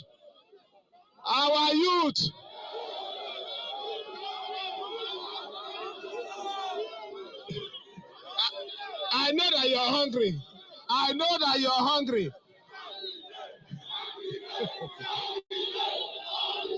Okay.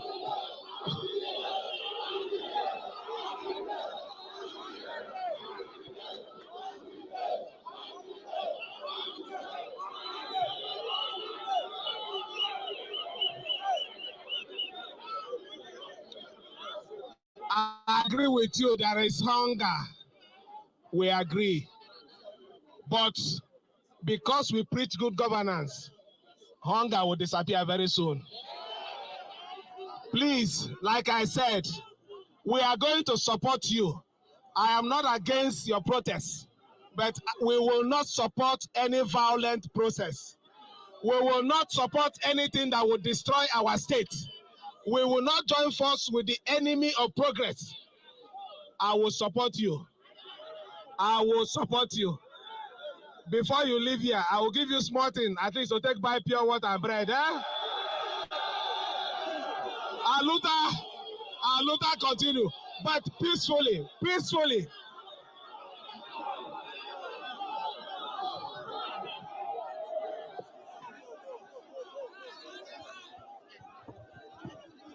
Let's talk. Is it going to talk? Your Excellency, sir. Your Excellency, sir. Arise. Have a moment with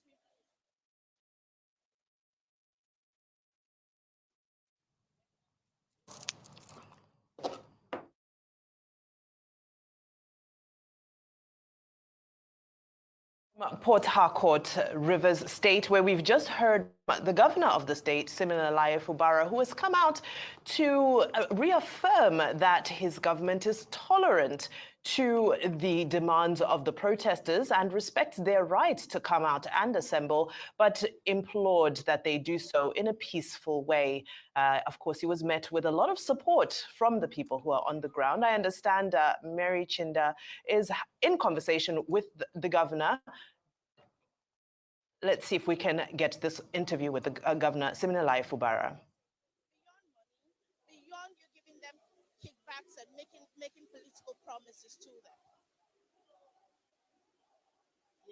You did ask that we had fears that the protest might be hijacked. For me, I have never had any fear that it will be hijacked because I know that we have always been a government that is concerned about the people. I only worry is maybe some elements who has taken it upon themselves to make governance difficult in our state, penetrating through this means to create additional problem. But if it has to do with the protesters, I don't have any fear. Their demands are germane, I understand.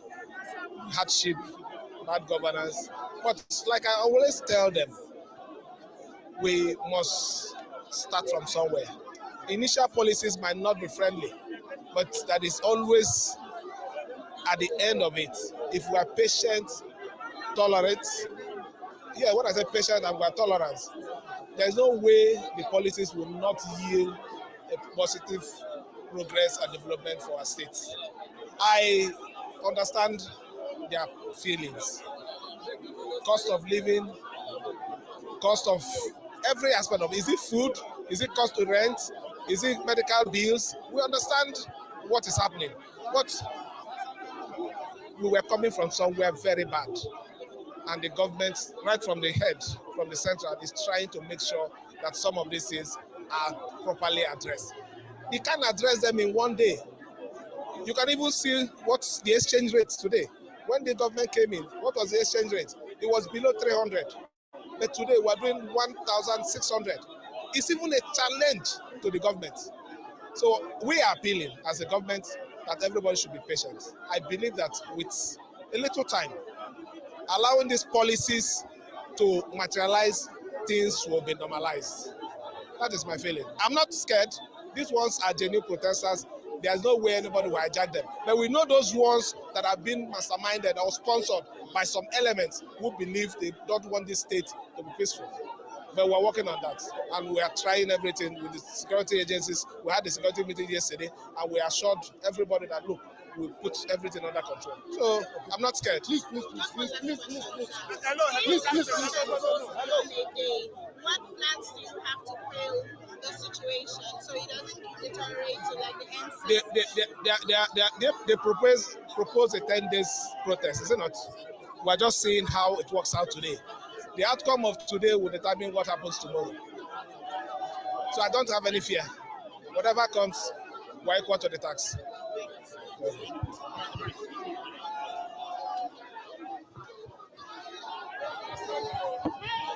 name is Mary from Arise. I'll get your number.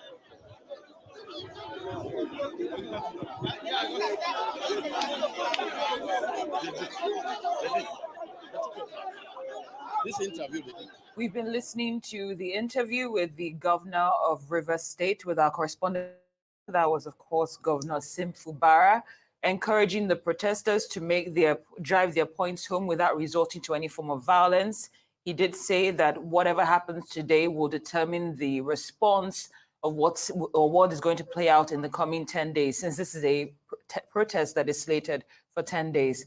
Well, I understand we'll be going live to Lagos, where we're broadcasting from, to our correspondent, Oba Adeoye, to fill us in on what's going on where he is. Oba, thank you so much for joining us. We see the show of support behind you, people trying to make their voices heard. Let us know what's happening, please.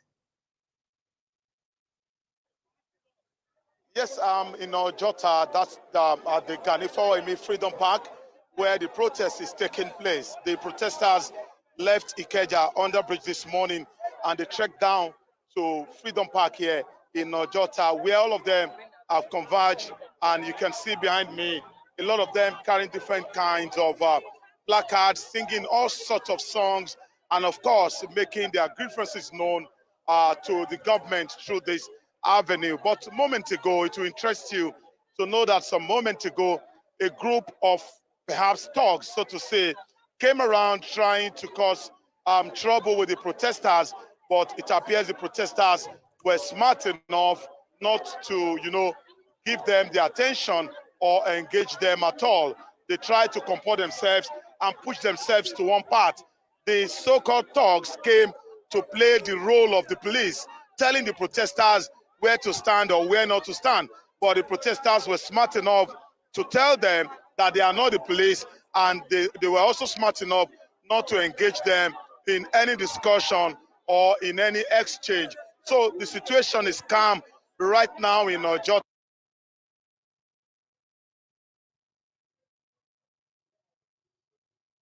All right, that's an update from Oba Adewoye, who is in Ojota, Lagos, telling us a little bit about how some perceived thugs... Okay, I believe his voice is back. All right, of course. So I was saying that the police have comported themselves well too, as well as the protesters. The commissioner of police was here a moment ago to take, a first-hand assessment of this environment. And from the look of things, I think he's satisfied with what he has seen so far. The policemen are also busy around. Likewise for the Lagos Neighborhood Safety Corps and the rest.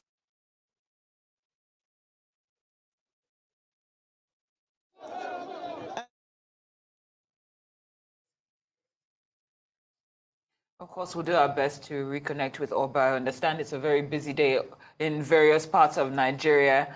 Our correspondent is doing his best to communicate with us. I see he's beckoning on someone to narrate what's going on. We'll go back to our correspondent there in Ojota, Lagos.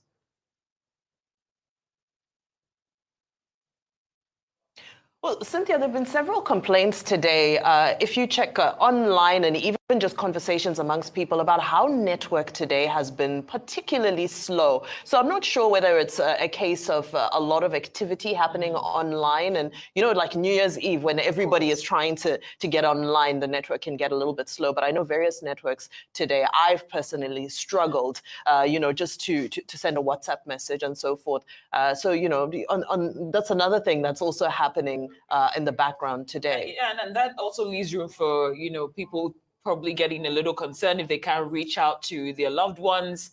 And I hope that the network providers will do their best to at least make sure that they stay on top of this, because this is not one of those moments where you won't have any kind of trouble reaching out to anyone, because we need to make sure that people are safe and whatnot. But based on what we were discussing with our correspondent, I guess we'll carry this on. We're here for 2 hours anyway. But we have days. Yes, we have our correspondent standing by, Mary Chinda. She's live from Port Harcourt. Mary, thank you so much for joining us. Please fill us in on what's going on in your end.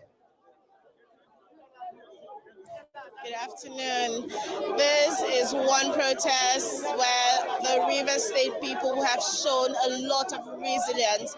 They've defied the rain, they've defied the seeming threats by policemen, and have showed up all the way from Aba Road. It started just like a joke, a clutter of 1, 2, 3, 4 persons to 10 to 15 to 20, 50. And now this is exactly what you have.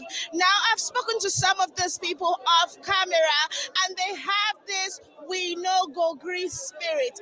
This spirit of, we gotta end bad governance. There's hunger in the land. In fact, one of them had a placard that says 1,000 no they do again, which translated in proper English is there is inflation. 1,000 naira cannot buy so much in the market. market anymore, unlike 2023 and 2022 and the years before. These people are saying we are going to seek an end to bad governance, and this time we're not just talking, this time we're going to see to it that we actually get the change that we need. Well, on the sidelines of this, I must also tell you that these protesters that you see are actually inflamed by the speech of the Senate president just a couple of days ago. I mean, they have the Senate president Babio on their lips, and they're describing him as insensitive. I mean, to them, he doesn't seem to care about what's happening to the common Nigerians. You know, just like when protests start, you know, it's just one thing and then there's a build up to other things. So there are several things that they're asking for.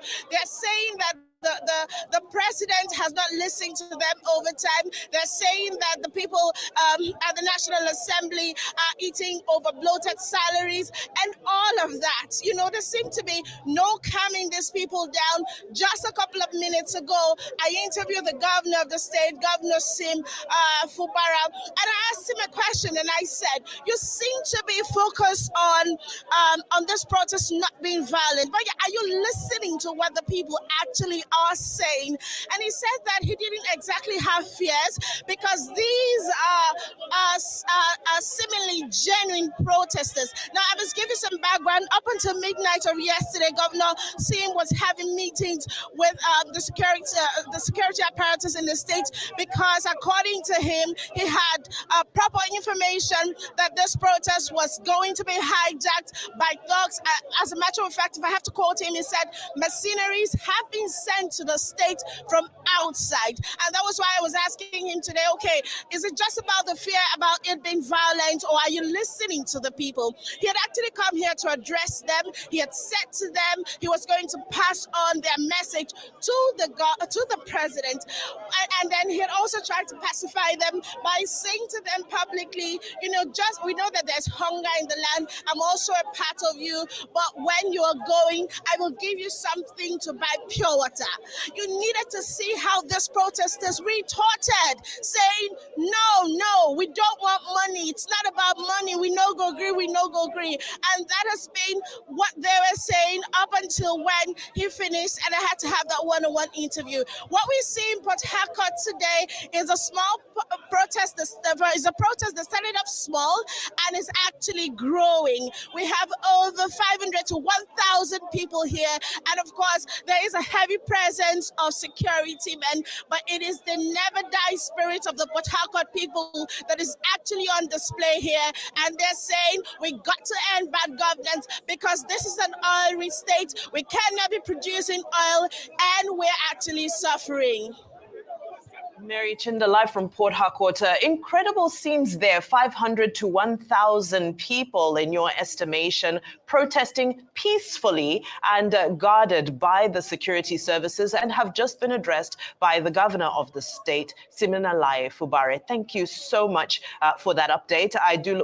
We look forward to catching up with you a little bit later in the day and getting more updates. But for now, we'll take a very quick breather. Newsday on this protest day will continue after this break.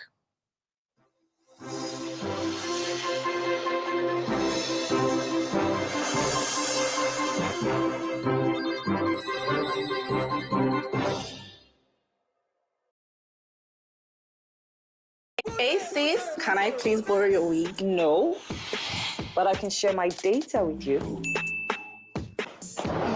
Hey, come on, give me some ice cream now. No, Mom, but I can share some of my data with you. Can you pass the toilet, please? No, but I can share my data with you. Oh yeah, can I use your phone charger? No, Dad, but I can share my data with you. Is it because Glow gives you data bonus? That is why you have been shouting. I can share my data with you. With Glow Data Sharing, you can share your data effortlessly with friends and loved ones today. Dial *312#. Power your relentless ambition with ultra-high-speed data. Glow Unlimited.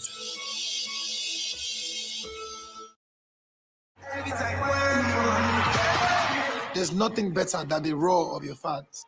But in Nigeria, there's a roar that will knock the head again. With fewer than 50 lions left in the wild, they could be extinct in the next few years. From loss of habitat and prey, and snares set for illegal bushmeat. Please say no to illegal bushmeat, and let's keep the roar alive for Nigeria.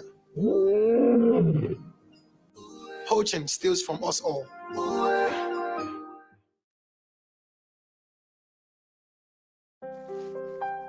My kids are more than precious to me. Seeing them doing well, healthy and happy brings me so much joy. I know it's my responsibility to ensure they are well nourished. So I use Dangote salt in my cooking. It is high quality salt that's refined and iodized to give great taste to my meals and also support my family's health and well-being. And it's got a name that I trust. Dangote salt is refined and iodized to help prevent iodine deficiency disorders. So give your family meals that taste delicious and support their well-being with Dangote salt. It's time to care about your salt. Choose quality, choose Dangote salt.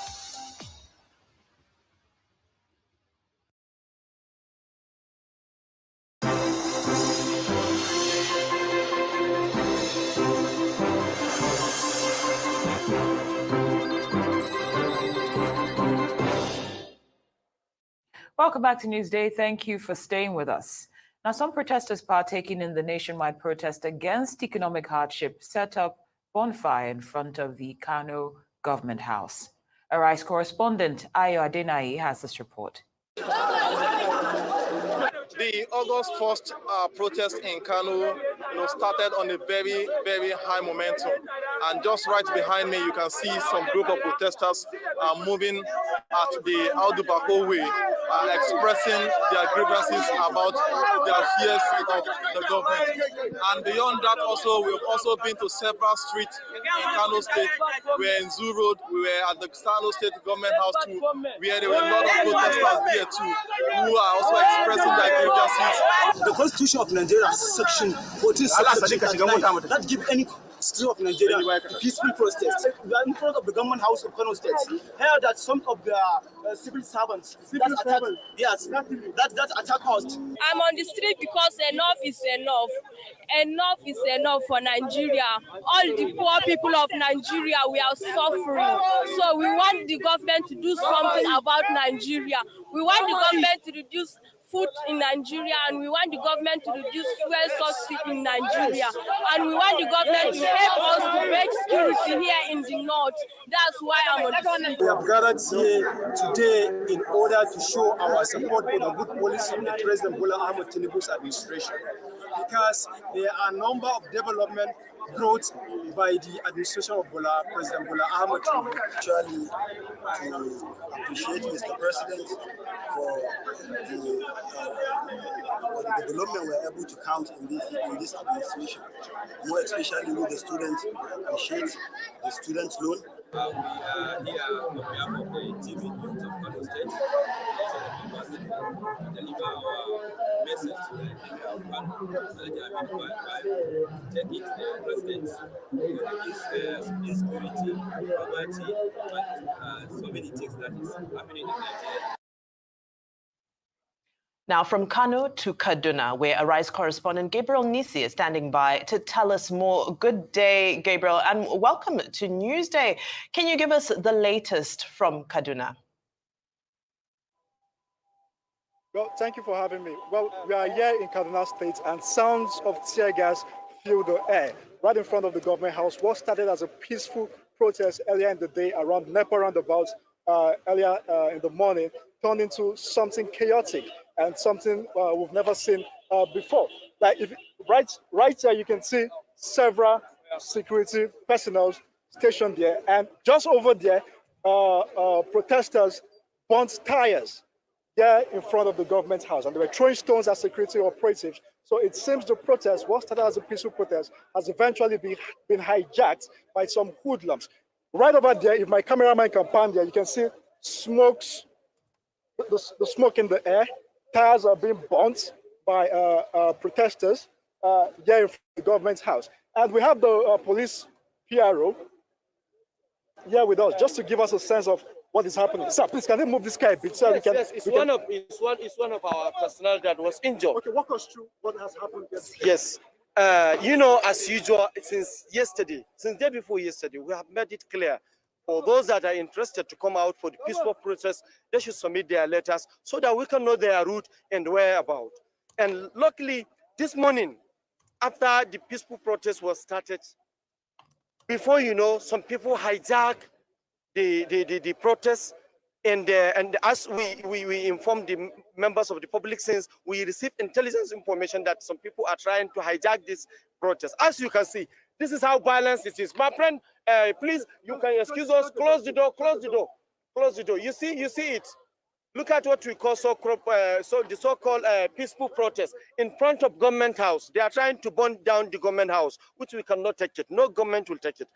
As a law enforcement agencies, we cannot take it, and definitely as these people turn to rioters, we will make sure that we do whatever the law says. From intelligence, what are you gathering? Who are these people? Because earlier in the day, I was part of this.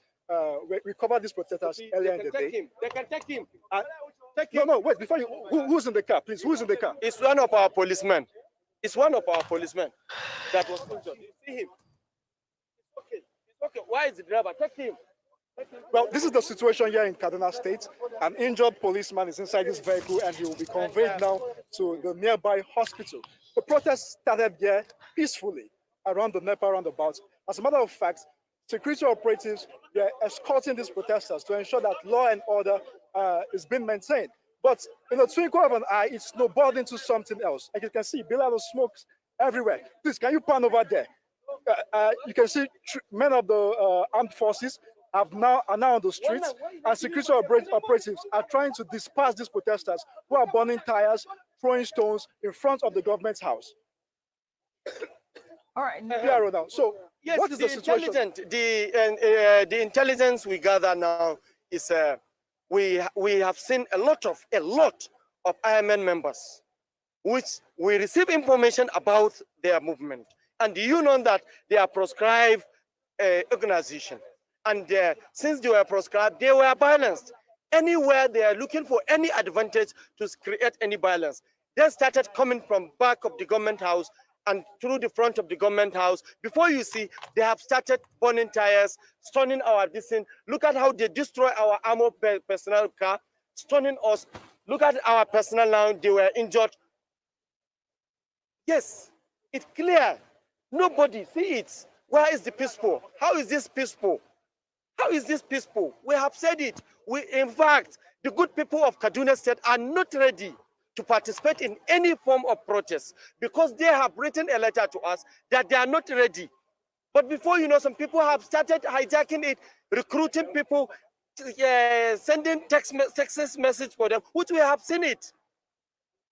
And this group intervened in this protest, which we have a record, clear record. For several years, we have been engaging with these people. In other words, you're saying this protest has been hijacked by members of the IMN? Yes, they are extremely, yes, they are part of it. And another gang of hoodlums, which they have been hired from outside state.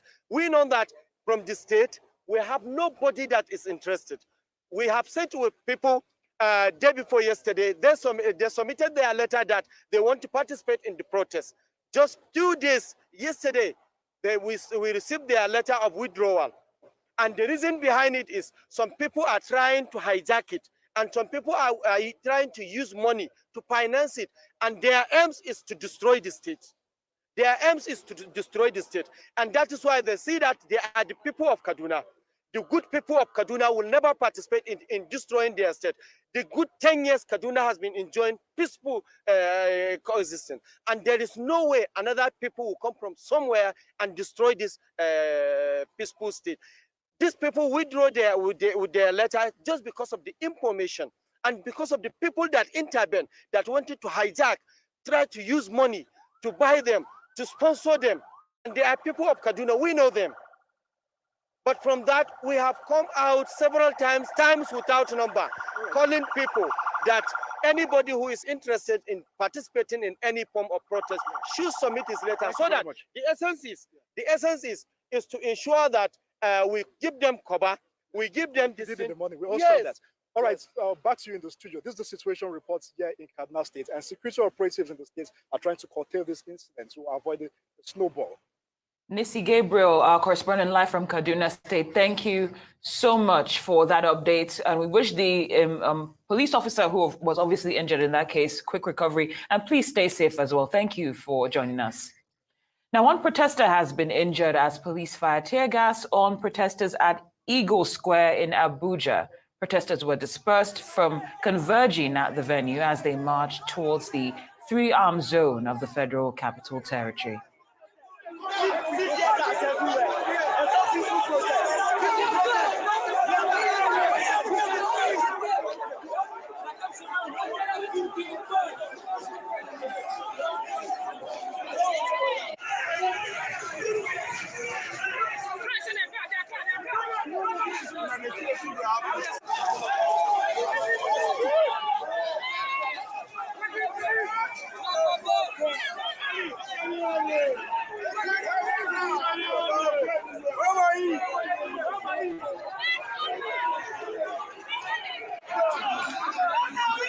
And so, hello guys.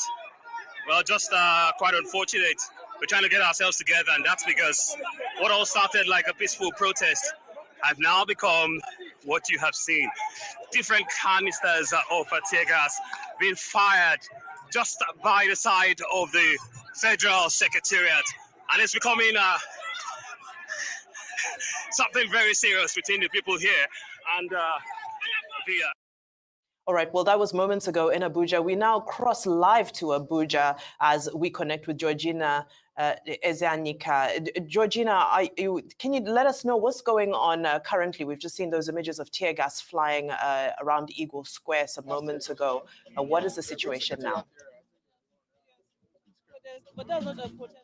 Okay, so I am not currently at Eagle Square. I think we have the team of Ferdinand and Benga at the Eagle Square. I am right in front of the Tinubu Shatima campaign office, where we have some pro-Tinubu groups standing by, and they are asking that Nigerians be patient and be patient with the government of Tinubu as he's putting in policies that will make lives better in the long run. I have standing by my side right now the Minister of State, Police Affairs, standing here right now. We want to talk to her to know what is her position or regarding the protests currently happening. Hello. So talk to us about what is happening in the country right now. We have tear gas being thrown at protesters at Eagle Square, but here I was at the Eagle Square a while ago. There was no protestants that were being, sprayed tear gas. And like we said, everybody has a right to protest, but where the rights of the protestants stop, that's where other people's rights start. So let's not obstruct. Let's not, infringe on anybody's rights. The police are there to protect our law-abiding citizens. Yes, and everybody has a right to protest. It's a wake-up call for everybody, not just the people in government, but even the citizens, that we must assume our most patriotic selves, and bring our best selves forward to support the government, because the government means well, and I'm confident that the next time they come out to protest is in support of the government. But let's all continue to be patient. All right, Georgina. All right, so you said earlier that Nigerians should be patient, but there have been sincere cries from Nigerians that things are hard. People can't afford a daily meal, and they can't even send their children to school. What more can they do to be patient? I mean, they're hungry. People are hungry. A lot of policies have been rolled out, very good policies and very sound policies.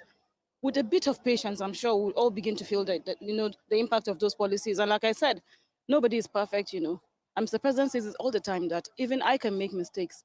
And that's why I said this protest is a wake-up call. Where we go right, we continue to put a lot of strength. And where we're going wrong, we'll come back right on track. But we need the support, everybody's support, to be able to move this country forward. All right, Georgina, can you hear me? All right, thank you very much. You just heard it from the Minister of State, Police Affairs. Georgina. She has said that Nigerians need to be a little bit patient with the president.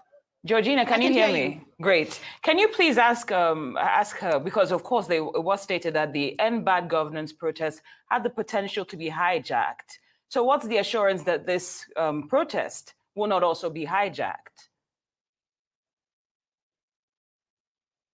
Okay, so we're asking, the NSAS protest actually was hijacked.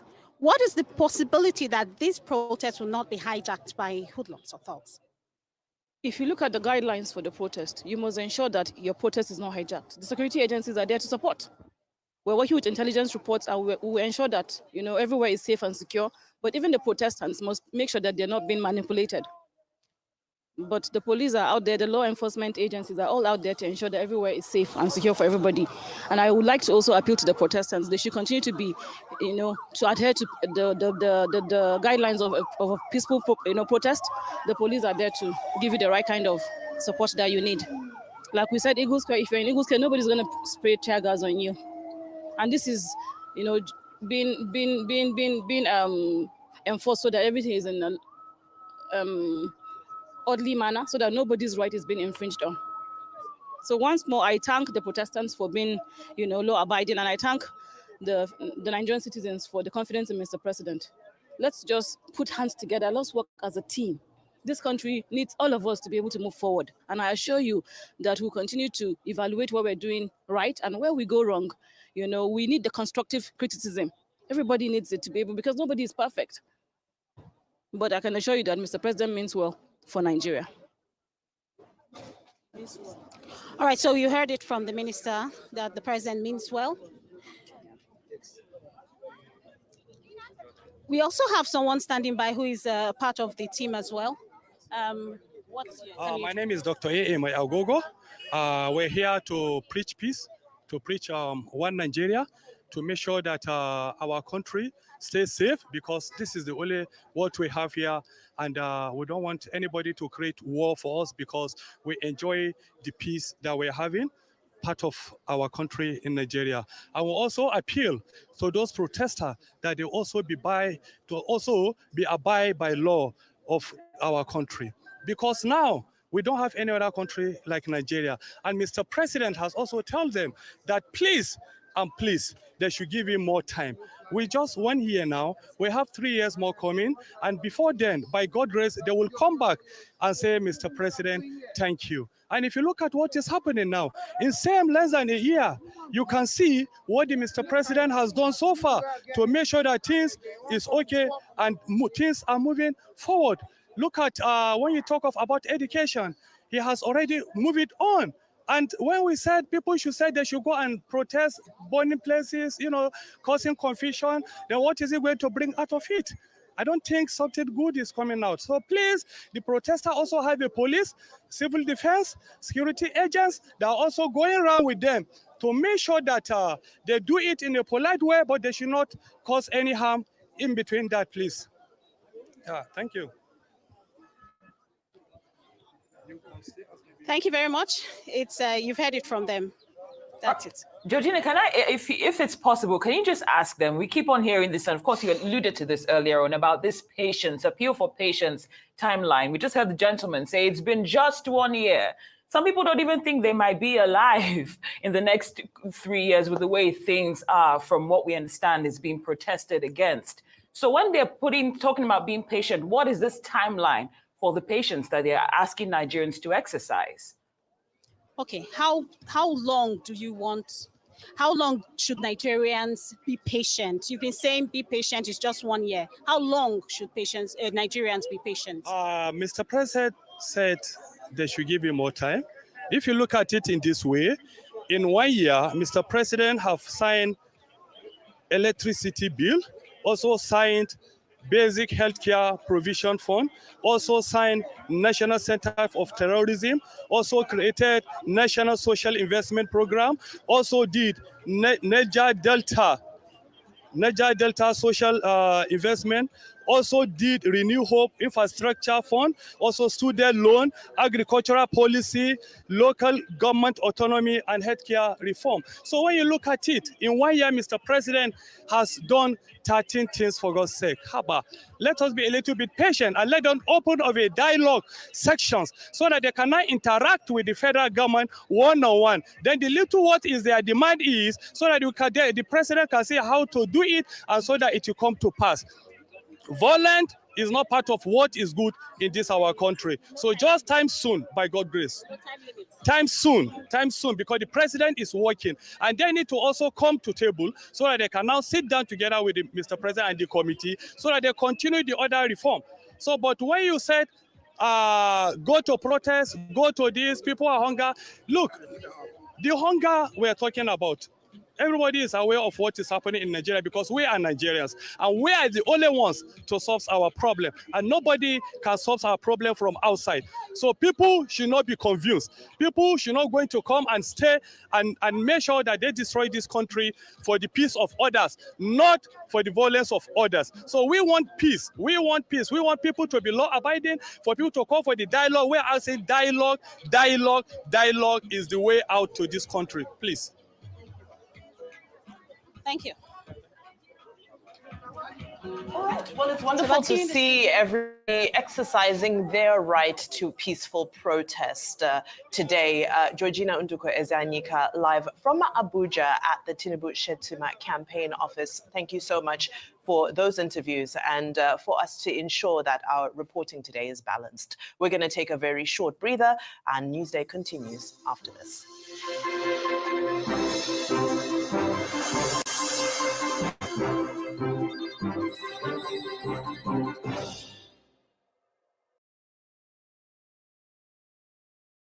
Thinking of banking in Africa? Think Zenith.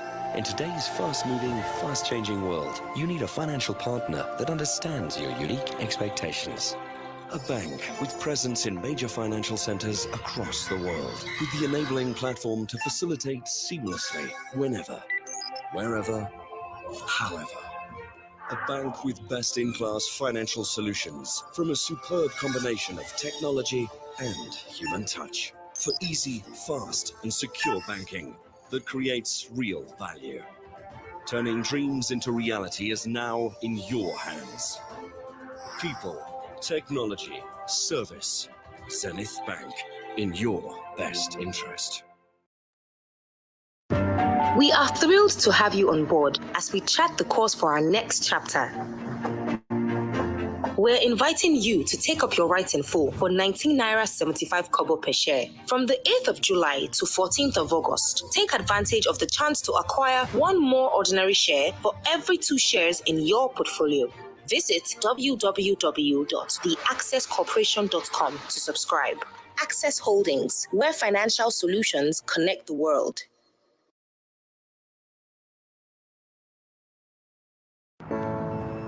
What will banking look like in the future?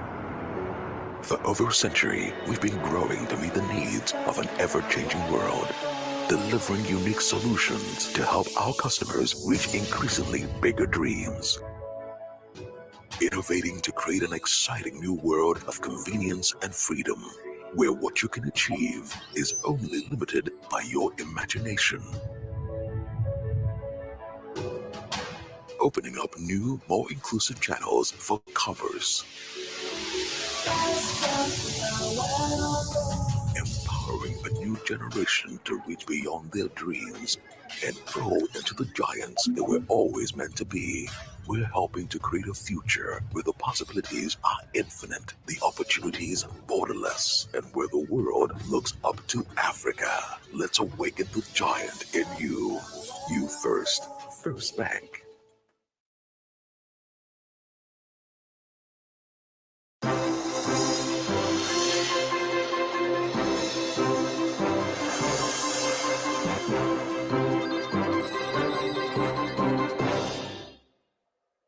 Welcome back to Newsday. Thank you so much for staying with us. We're still looking at the nationwide protest regarding ending bad governance, and we have our correspondent Tokunbo Yetunji standing by right here in Lagos, or Jota specifically.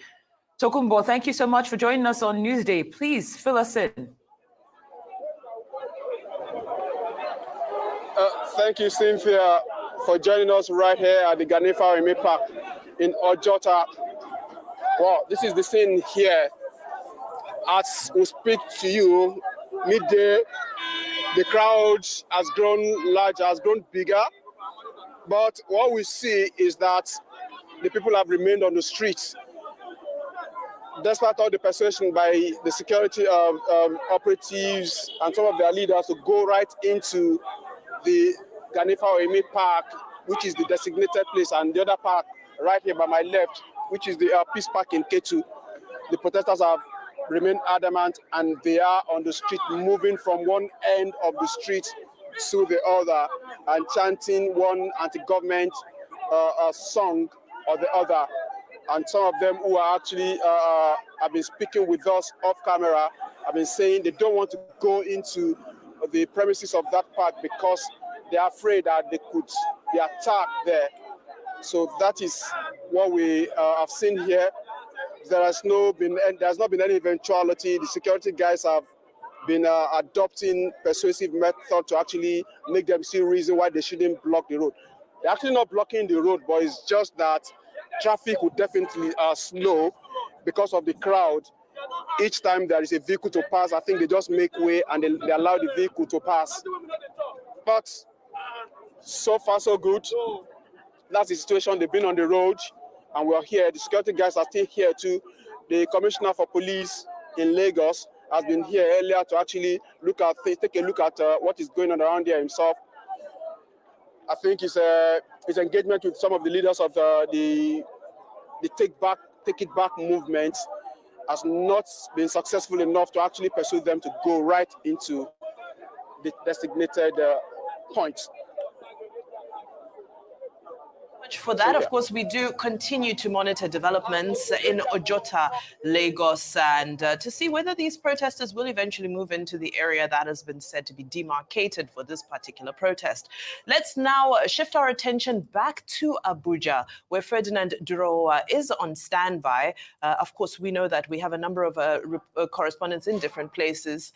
Ferdinand, in Abuja, we're live with you now. Can you give us an update? And can you also describe your exact location in Abuja? All right, thank you so much. And we are at the central area and not too far from the 3 arms zone. And that's because earlier today, well, it all started from the National Stadium. And at a point, the protesters did march into town. And by the time they were getting close to the 3 arms zone, the security operatives had to restrict them. And that also involved the use of canisters. Well, hundreds of canisters were indeed fired at the protesters, canisters of tear gas fired at the protesters. But unfortunately, it hasn't deterred them. And so what they have done is to come through the other routes and they are still mobilizing right now. That's exactly where they are. Well, thus far, we haven't seen any casualties. You know, just tear gas canisters are fired here and there. We actually knew that, you know, this was going to happen, and that's because they had enough ingredients for that to happen. Well, first of all, was the fact that at the point we saw counter protesters.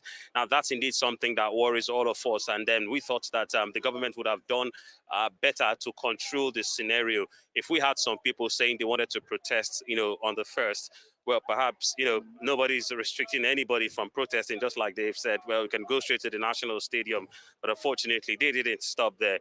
The counter protesters joined over there, and you know, it was almost going to get chaotic. But the commissioner of police did handle matters. Unfortunately, after then, the protesters, you know, came into town, and this is exactly where they are. But just beside the Ministry of Foreign Affairs, if you look down, well, after the protesters, you will see the Ministry of Finance there, and then on my right, well, that's the villa. Well, all right, Ferdinand, thank you so much for that update. You did say that from your perception, it doesn't look like enough was done to ensure that the protesters were protected based on the counter-protest and all these canisters of tear gas that were administered. What do you think could have been done much better to have prevented things from getting to that point? Well, earlier today, just like I said, well, we had enough security presence, and it was quite controlled. The Commissioner of Police in Abuja did do a whole lot to control the crowd. But the disagreement was stay at the stadium, get onto the football pitch, and they said, no, this is not a football exercise. We will not be on the football pitch. Well, they encroached the road, and they just didn't stop there. About after an hour, they went into the streets, and here they are at the central area. Now, when they got to the central area, just around the zone, but that's exactly where the security operatives had buffered and wanted to ensure that it doesn't, they don't encroach further. And you know exactly why. Well, the villa is just an arm's length away, and you know that was exactly where the chaos happened. They opened fire with the canisters. I must add, tear gas canisters, and we saw the scene, chaotic scenes. Some people throwing back the canisters, or some people running off. Some of the protesters still defying, whatever means, whatever resistance the police have put. And this is exactly where they are. They brought some musical systems.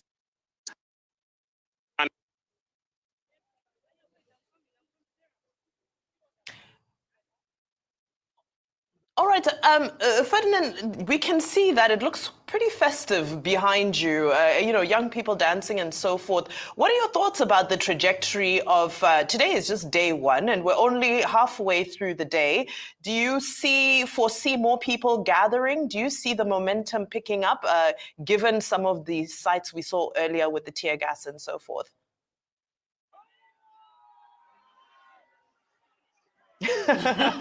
Sorry, well, the crowd just got agitated now. Some military men just went by with their car. I think some personnel from the Guards Brigade who seem to have taken charge of security around here. We're talking about the trajectory. It's been very difficult to predict. Now, I know the first time that we spoke earlier today when I spoke to Rufai and Dr. Abati in front of the force headquarters, well, everything looked calm. But that was about 8 a.m., 8:20, 8:15. And then at 9:30, well, we saw the protesters at the National Stadium. And, that argument came. Go in. No, we wouldn't go in. We do not want you people to restrict us. The CP said, no, I wouldn't let you guys to get on the road. And then this is exactly where they are. Well, 2 hours ago, well, that's almost very chaotic scene. Tear gas canisters released into the crowd trying to react also. Thank God, like I said, thus far we've not heard of any casualty. And of course, we've not seen anything being damaged in terms of our property. And right now, this is where they are. Some fear, some music, lots of youths dancing. We do not know exactly what's going to happen in the next hour. But we'll continue to monitor things, and I'll definitely bring you all the updates. Of course, Ferdinand. Any chances from what you're seeing on ground that they might be addressed by maybe the president or an authority to probably keep things relatively smooth?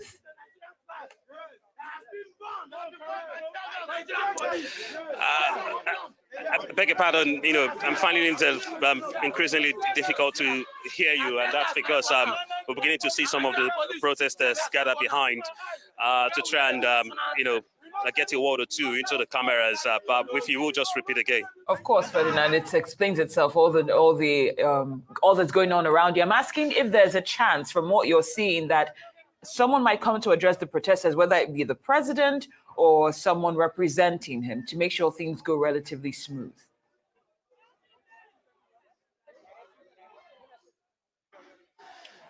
It's a shame I can't hear you now, but perhaps maybe we will wrap off and continue to monitor proceedings and definitely let you know if anything changes. Fantastic, of course. Thank you so much to our correspondent, Ferdinand Duroha, live from the nation's capital, Abuja. Please be safe, and thank you for bringing us that update. We have in studio with us, of course, our Rise News analyst, Mr. Dayo Shobwale. He's here with us.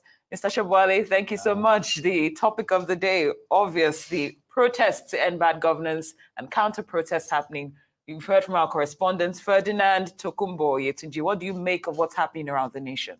Well, let me first of all admit that I'm shocked, at the presence of so many youths. restless, restive. And I have also seen some people supporting the government too. But you can see that the enthusiasm of those people can never match the zeal with this hunger protesters are going about their things. But I must mention one thing I saw in Port Harcourt when Governor Fubara addressed that large crowd. I was impressed with that. That's the village democracy at work for the first time. You see a governor talking to people at ease. Not many Nigerian governors can dare to do that. I doff my hat to him. And you see, they listened to him. And he said he was not afraid because he spoke their language. If our leaders had been speaking to people like that, see the gap, the gap in communication that has led to this protest will not have come to play. But you see, I must admit, the youths are very much involved. And you can see they are discontented.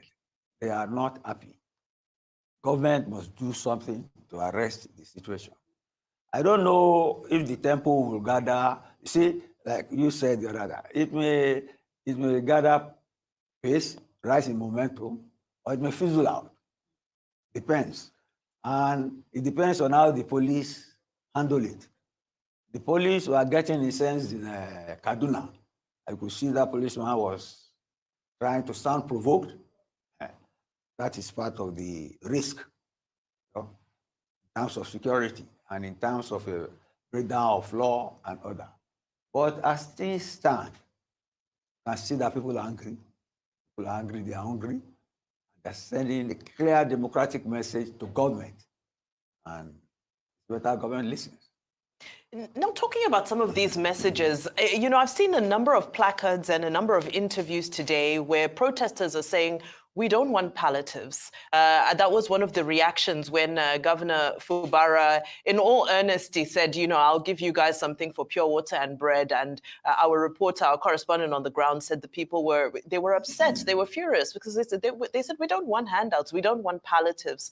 You know, what's your take on this? Because, you know, the government has extended palliatives regularly in all good faith as a way to try and bring ease and some succor to people in this situation. But the people are saying it's not palliatives we're looking for. How would you unpack this? Look, you must separate the language of politics from the language of protest.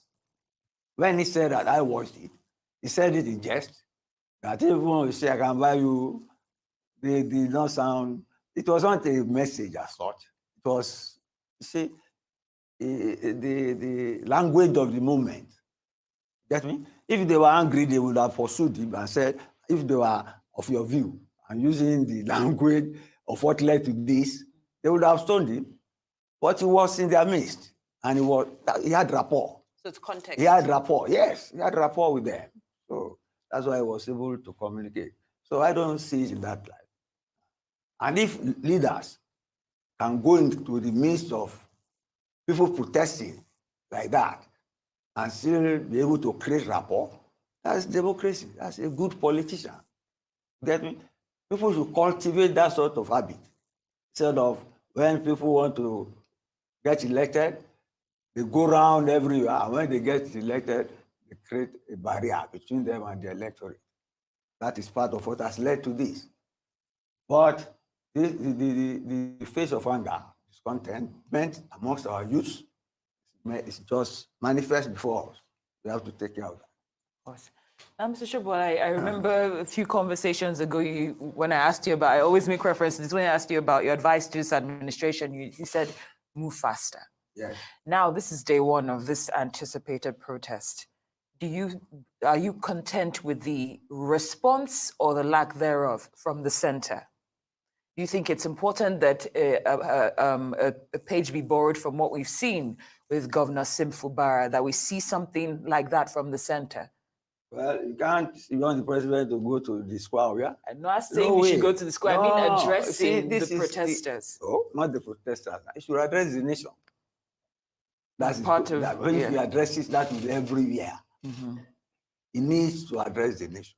And I think that was what the former secretary to the government was saying day before yesterday. But instead of that, all the ministers came to appease the nation. But the president needs to talk to the nation.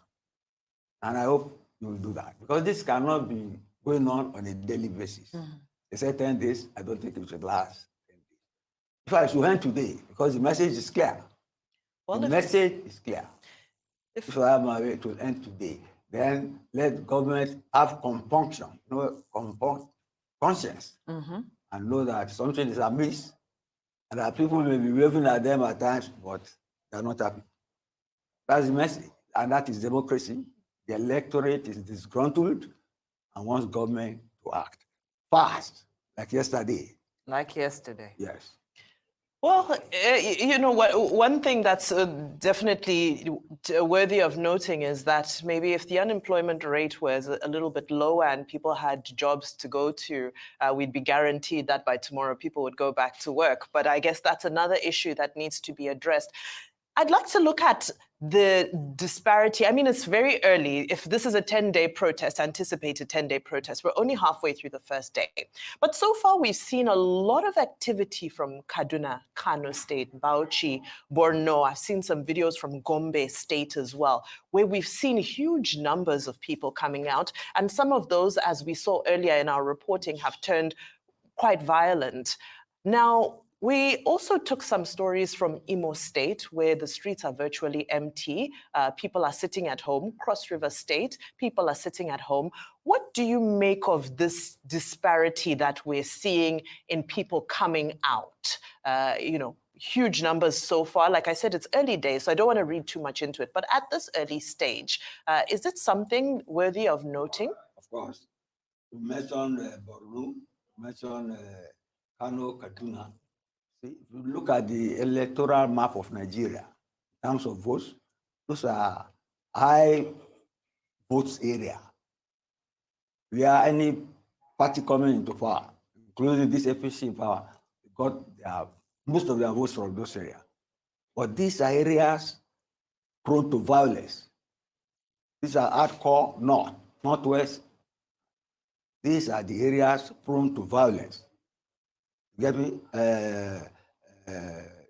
Jihadism, the climatological effect of the Sahel, people coming down south looking for food, and these marauders, kidnappers, these people will not allow people to work on their farms, but have driven them to internally disposed persons camps. These are the areas. And you have a lot of youths there that are not going to school. You saw the faces of those people now. The height. These are children, youths. These are children, these are youths. These are people who should be in school. But if you see their appearances, you know that they are not well looked after. And you know, we have always discussed this. You have the largest number of out-of-school children literally in the world.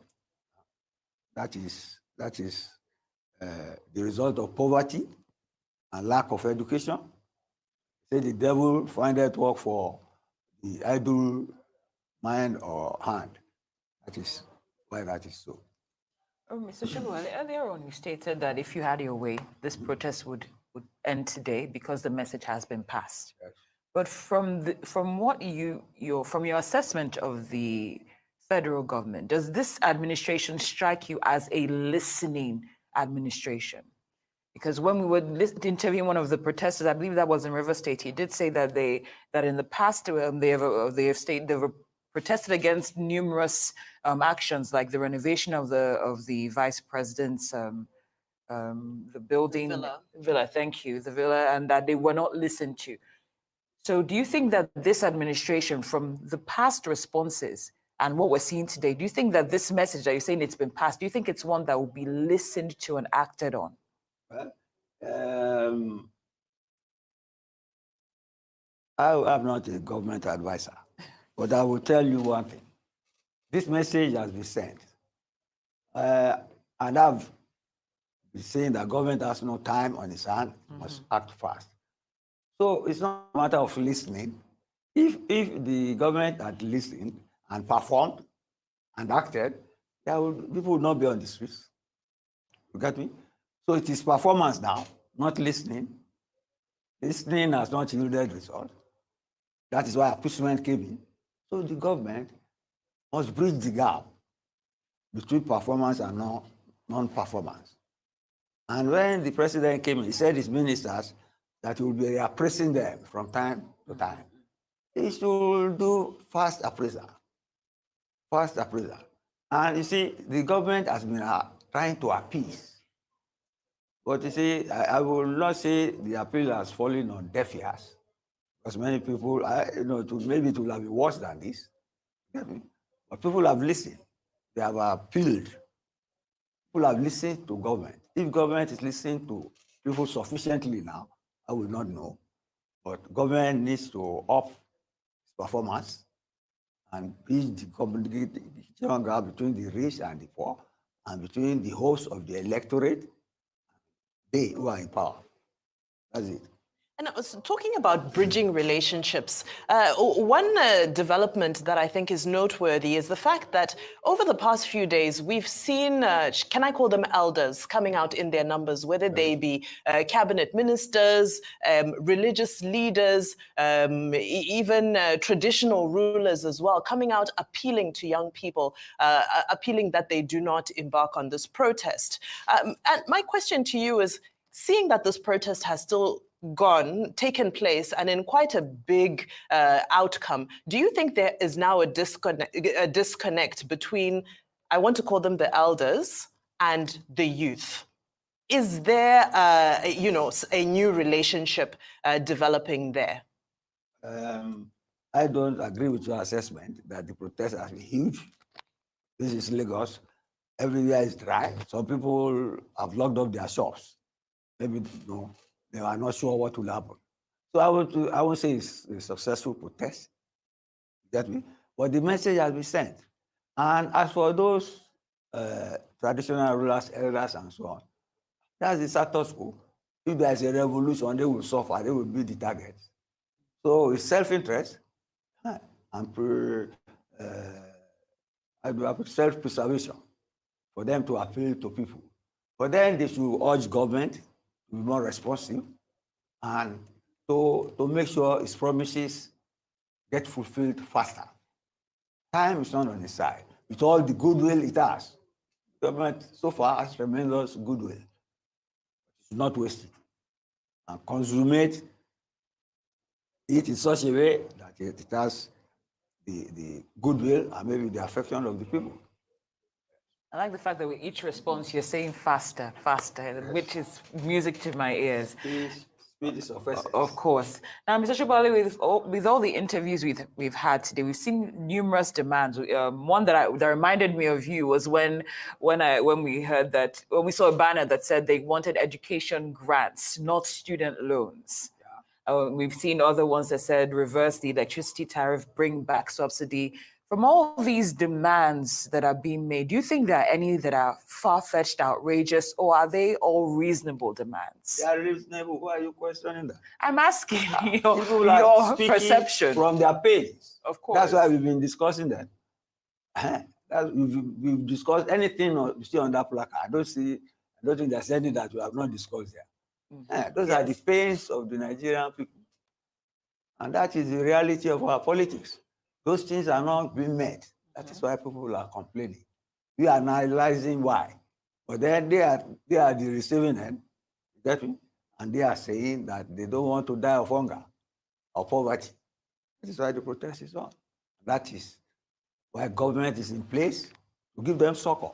The reason I asked why, if you thought that any of them were outrageous, because if you're saying that they're all reasonable, then this should be easy for the government to attend to, since they're crucial. Mm-hmm. What do you think? The government has been explaining why all along, and have been appeasing that the results will come later. Like I said, they say they are laying a foundation. Because, Rome was not built in a day. Some of these things will take time to come out. That is why I said speed is of essence for them to make sure the good things we are put on the ground manifest in time. So people get too angry or too hungry. Yes. All right, I want to retract what I said earlier. In my list of places where I said there wasn't much activity, I'd added Cross River State. We're looking at images from Calabar this morning where it was a slow start, but it seems, young people, these boys look extremely young, have come out to protest. We see a little bit of tension happening between the young men and some men in uniform.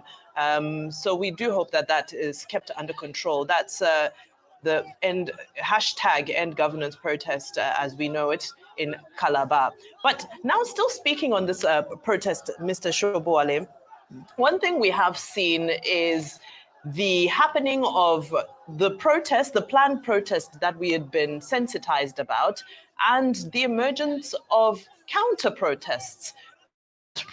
What's your take on these pockets of counter protests we're seeing? Is this strange to you? Is this something you expected? Some people are saying it was expected. What are your thoughts? You see, what you are seeing, this is not a film. It's not a film. It's not entertainment. Yeah. It is public outcry. Get me? And I'm not happy with this at all. Situations, do not degenerate to this, whereby people take to the streets and start lambasting the government they voted to power. You get me? So that is why I say I hope and pray that it fizzles out today and that maybe the president addresses the nation. Get me? It is not a spectacle that should endure or should extend further. So, and you see, you have to be careful how you interpret what you see. These are we don't have a universal view or helicopter view where you can simultaneously see everywhere. So it is as when they present them that you see them, talk about them, and our views will not coincide or what we see. Okay.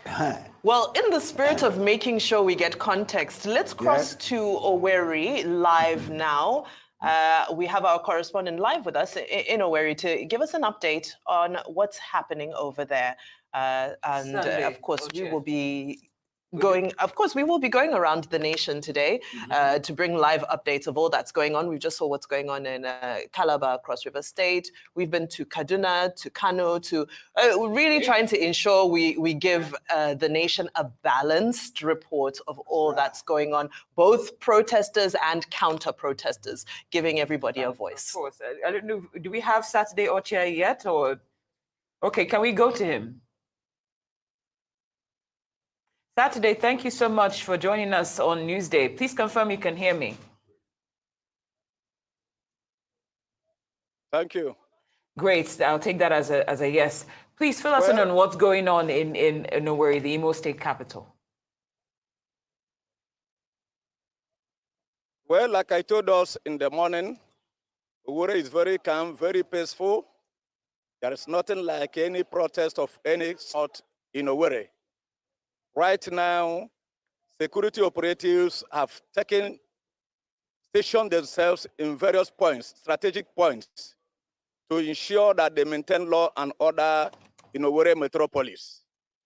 And the roads are very empty. Vehicular movements are very scanty. People are indoors, probably because of the protests which they have not joined. Socio-economic activities have been paralyzed. Banks under lock and key. Markets closed. And the people are very few, only very scanty, very few people you can see on the streets of Owerri.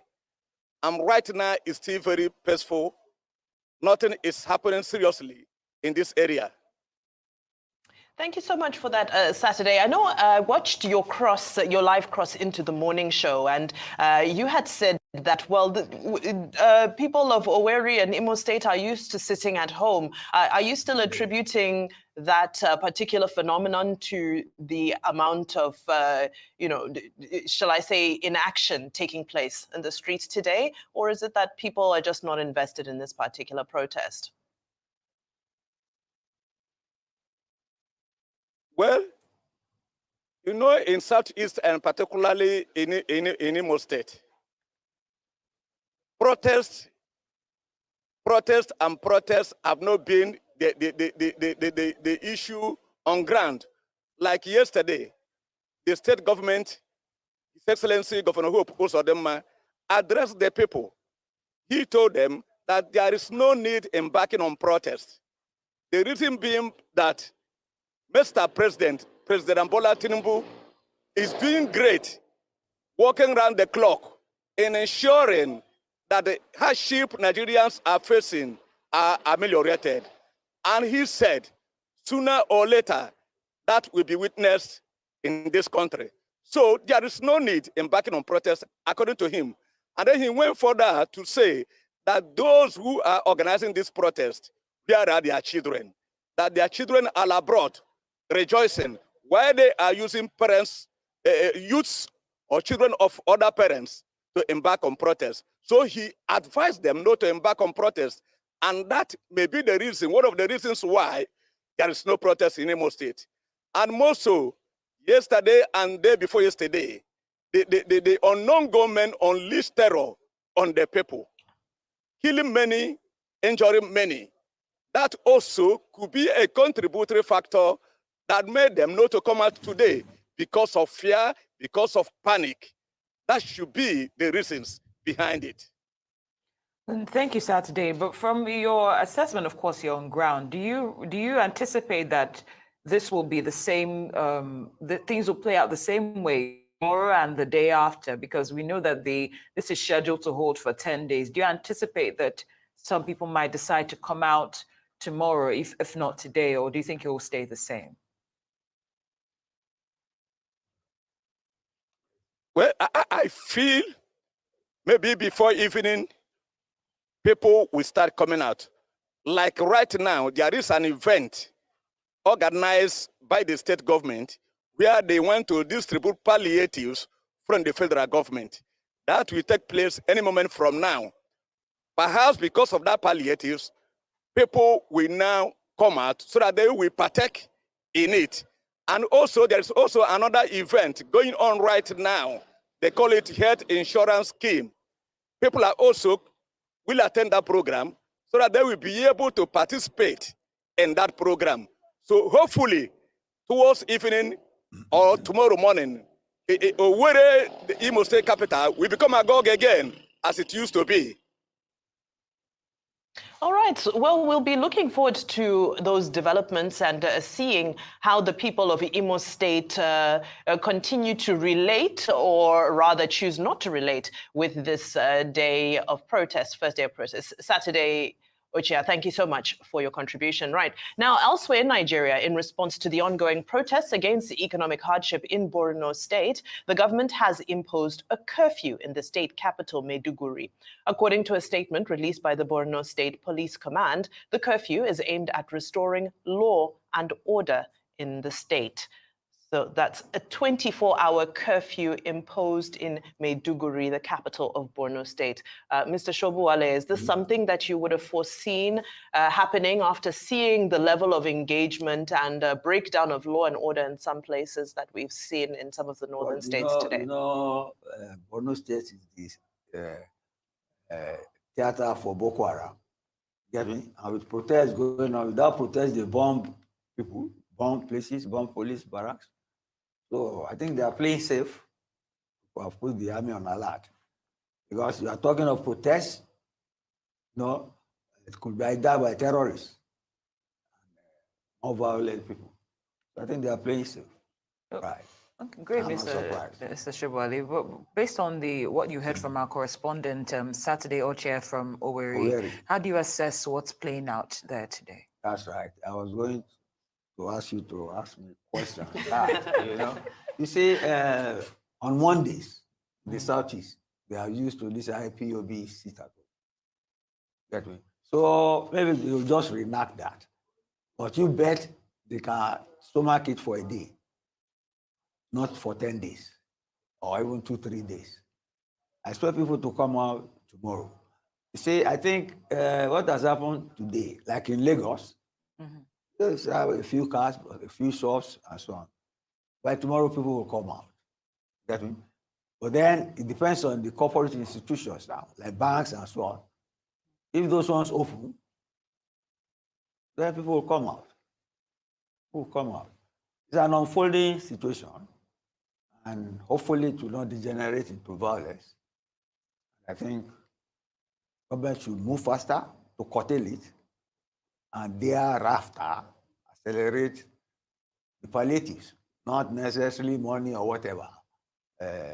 The things as promised to put on the ground for people to assuage their hunger, and then assuage their anger as well, which are very manifest on the streets now, especially with youths. It's a very ominous sign. The Deputy Speaker of the House, Benjamin Kalu, had made a statement where he urged the Igbo people not to come out to protest. Do you think this has any impact whatsoever in Imo State? But they didn't come out. They didn't come out, but I'm just saying, because we're trying to analyze, you know, what it's impactful. You see, like somebody I was discussing with on my way here was saying, maybe even the sit at home is more impactful than the protest. You get me? But then for how long will people just sit at home? There are people who are living on the streets, you get me? And they will want to go to work and all that. But even in Lagos, nobody gave another for sit at home.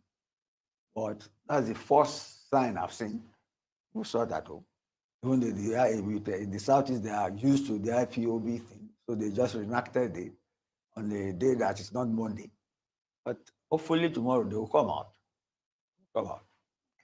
Mr. Shobali, I'm just wondering if you can go back in time, if you could rewrite the events that we're seeing playing out today, or steps that might have been prevented or not taken, or different approaches that could have been made. What would you have done differently that might have allowed us to see things play out in a more just to be a normal day in Nigeria? How would this have been prevented? Okay, you should remind me. There are some things I've said there. Said government should intervene. Yeah, you have. Government should intervene. And you see what they did on Gote. That's government intervention. And you see all these rising prices, foreign exchange alarming rates vis-a-vis the Naira. Government should intervene. And the president said, if it is necessary, he will intervene. I don't think he has intervened more enough. You get me? In terms of, we can have price control. Who said we cannot have price control? People cannot just be selling things, things people need to exist at an exorbitant rate. It will create hunger, and that is what is manifest now. So government should intervene more and not be dancing to the tune of the IMF and this free market economy. Because the IMF conditionalities have no human face. That is what you are seeing now. It makes human beings hungry and angry. You have seen that. Government should arrest that. Intervene in terms of pricing, intervene in terms of drugs, cost for drugs and things, transportation. There are some things that all of us will enjoy. Those are public goods that government intervene in terms of subsidized public goods. Because even in Europe, they subsidize their government. You get me? I once read somewhere that you see, the capitalism they started with is different from what is on the ground now. Get me? The government was more involved in getting the welfare of the people right. It is the failure of that you see in the faces of those youths, restive and restless, and God forbid that they get violent. So government should, you can call it socialistic, I don't mind. let government intervene, let prices come down, let cost of living come down, then people will let people have food to eat, then they won't be hungry, they won't be angry. Then we can talk. Intervention. Mr. Shobowale, that point has definitely been driven home. Thank you so much for your time today. It's been an absolute pleasure, on this historic day to be able to, to rub minds with you and get your perspective on all of the developments. And of course, we continue to pray for peace. Amen. Amen. All right, you're watching Newsday. We've got plenty more still ahead. Make sure you stay tuned so we can give you more updates of what's happening across the country.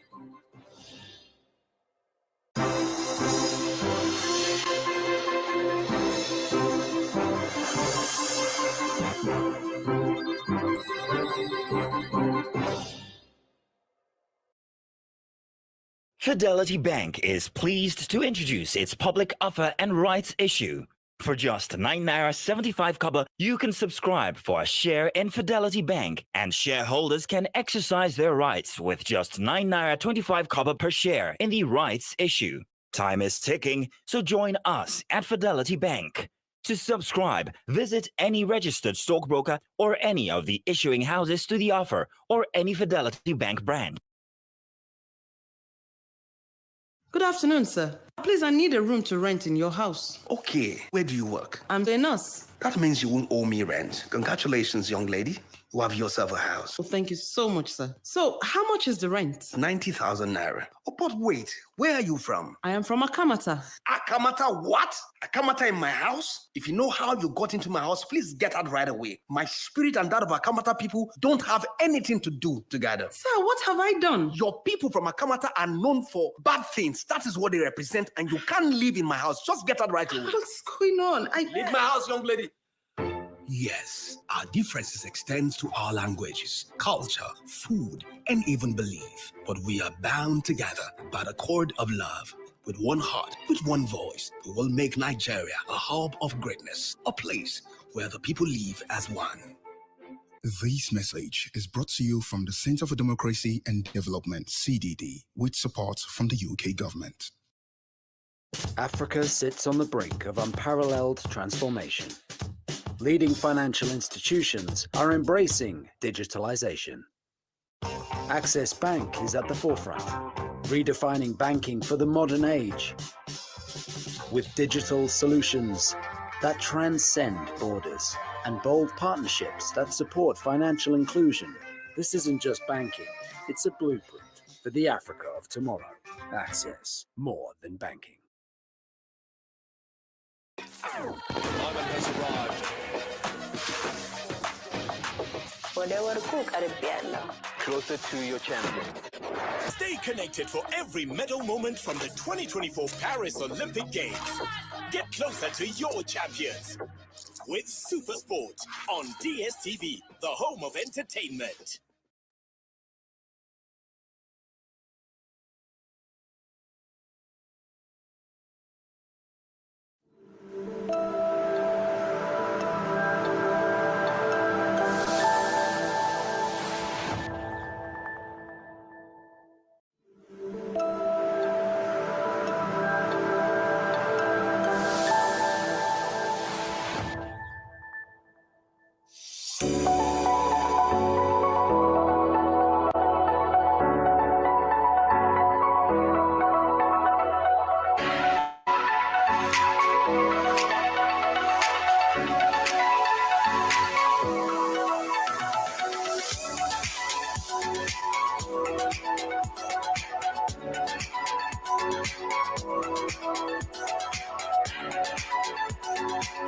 Today, we are distributing 10,000 bags of 10 kg rice. The rice came through the generosity of Aliko Dangote to Anambra to distribute to the vulnerable people in our communities. We are distributing according to local governments, and through local governments, we'll go down to the communities. We have 181 communities in Anambra State, and we believe that all the communities will get the rice through the instrumentality of JDPC Oka.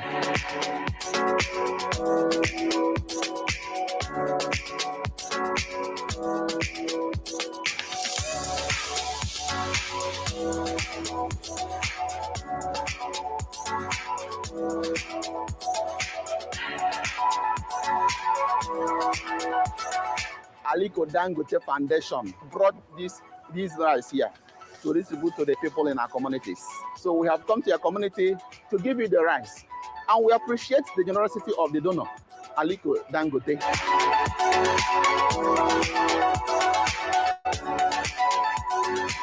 Obu na-atọ m ụtọ na-atọsi m ike. Enwere m obu aṅụrị na nri m reketa tata n'ime chọọchị a tata. Obu na-atọ m ụtọ ọfụma. Hey, as I see this rice, oh, I'm very, very happy. My children go eat today. Hey, I thank God. I thank God for today.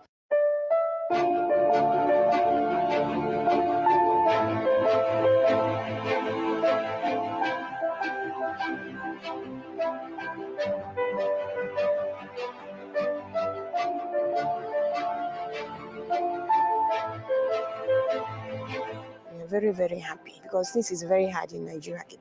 Cup of rice is 300. See all these women, we are here praying that we will come. Even though the water is raining, we are still here praying that God will call you people back, and you are here today. We are happy. Everybody is happy, even me. Enwe ma anwụle ka ihe olile nke a si wee lute anyị ndị Catholic, ndị community, Amonike community. Enwe ma anwụle agụdị na Nigeria kịta iwe nwa anwụle na Abuja na ihe olile.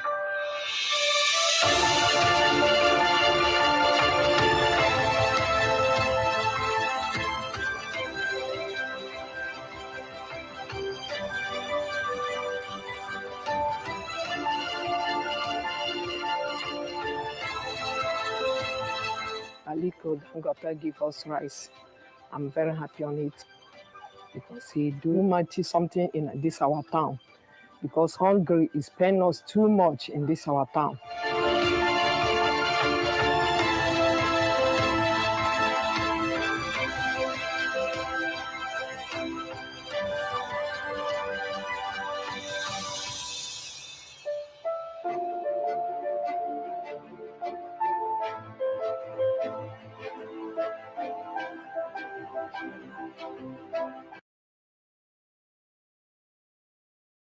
Register to attend for free and inquire to exhibit.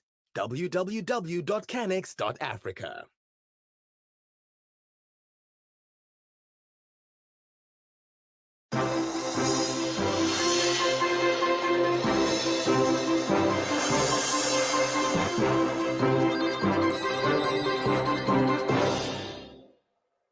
Welcome back to Newsday. Thank you for staying with us. Security commanders in Cross River State have issued a warning against violent protests. This follows a meeting with Governor Bassi Otu to address concerns about potential unrest. The Commissioner of Police, who spoke at the end of the meeting, assured the public that all necessary security measures have been taken and urged people to continue with their normal activities. He also expressed frustration over the lack of cooperation from protest organizers, stating they've not registered their request to march as required by law, and he warned potential violent protesters of serious consequences. As you can see from the composition of service commanders here, it's an indication that all of us are working together, and every deployment that is needed as regards is it the supposed or suspected activities of tomorrow is being done and perfectly done. But more importantly, our advice that people should come out and continue to perform their normal legal activities. Peradventure, if anybody thinks he will come out for any protests, he should be sure that what is coming up to start will end up well. But if he's not going to end it up well, it's better he remains where he is, because even after the protests, we will still go after such people. And anybody who attempts to pick a pin, as he picks the pin, he will go with the pin, go down with it, because we will not allow anything close to that. If you are for peaceful protests whatsoever, in fact, it's not even too late for you to come out today and let us know so that we arrange on how to even give you protection. But if you continue to hide, it's an indication that you are bearing nonsense in mind. Meanwhile, some youth have gathered at the popular Mary Slessor roundabout in Calabar and say their demands are simply for good governance, job creation, as well as the strengthening of the Naira. We have a situation where people are really, really hungry. But of course, there have been concerns about whether we'll gather peacefully or not. There is no protest that has ever been called that it was a violent one. We are here gathered peacefully. The law enforcement agents are here. What we are asking for is for good governance. Once there is good governance, most of what we are suffering right now will not happen. And when people ask me what is good governance, you don't tell me that the solutions to the problems of all the issues we have raised is sharing bags of rice, curries, and beans. That is not the solution to our problem. So what? After the bag of rice, you give a bag of rice to a family of 6. How many days will they eat? And it was just between 10 kg and 25 kg. So what we are asking for is for more jobs to be created first, and also for a people's-friendly constitution. You increase energy costs. How do the people now move around? In Cross River State, the minimum wage was increased to 40,000. It has not been implemented. You are asking for, you are now saying, no, the 70,000 minimum wage has been signed into law. The question is, what can it actually afford for a family of 6? That's the reality. And yet, we are seeing the National Assembly also going ahead to increase the limit for the federal government to borrow using the ways and means system to up to 15%. It doesn't make any sense. Why? So they are printing money for who? For them to loot more? We have a situation where these people, privileged Nigerians, who are because they are fellow Nigerians like us, privileged to occupy public offices, buffeting on our commonwealth a la carte. Our problem right now is not bags of rice, it's not bags of curry, it's not. How can we improve on our agricultural system so that we can feed ourselves? We are not against a minimum wage being even 20,000 naira, but what can it afford? Can it take an entire family of 6 for up to a month? That's the question. Let me quickly check this in. If you look at the strongest currencies in the world, the 3 most powerful currencies in the world, they are not pound sterling, they are not dollar, but the currencies in the world that are strong happens to be currencies from oil-producing countries. So the question is that why is it that we are not our currencies? Is it not crude oil we are producing again? Is it coconut oil we are producing in Nigeria? How are we exporting crude oil to other countries and importing petroleum products, and then all of a sudden we have a refinery in Nigeria, we are now importing crude oil back to Nigeria? Does it make any sense? It doesn't make any sense. All of that is due to bad governance. So when we are challenging bad governance, these are the things we are challenging. While security forces in Maiduguri, the capital of Borno State, dispersed a group of peaceful protesters earlier today using tear gas and firing shotguns into the air to break up the demonstration. The protesters had gathered in the early hours to voice their discontent with the current state of governance and the economic hardship faced by the population. Our correspondent, Sani Adamu, is here for the details.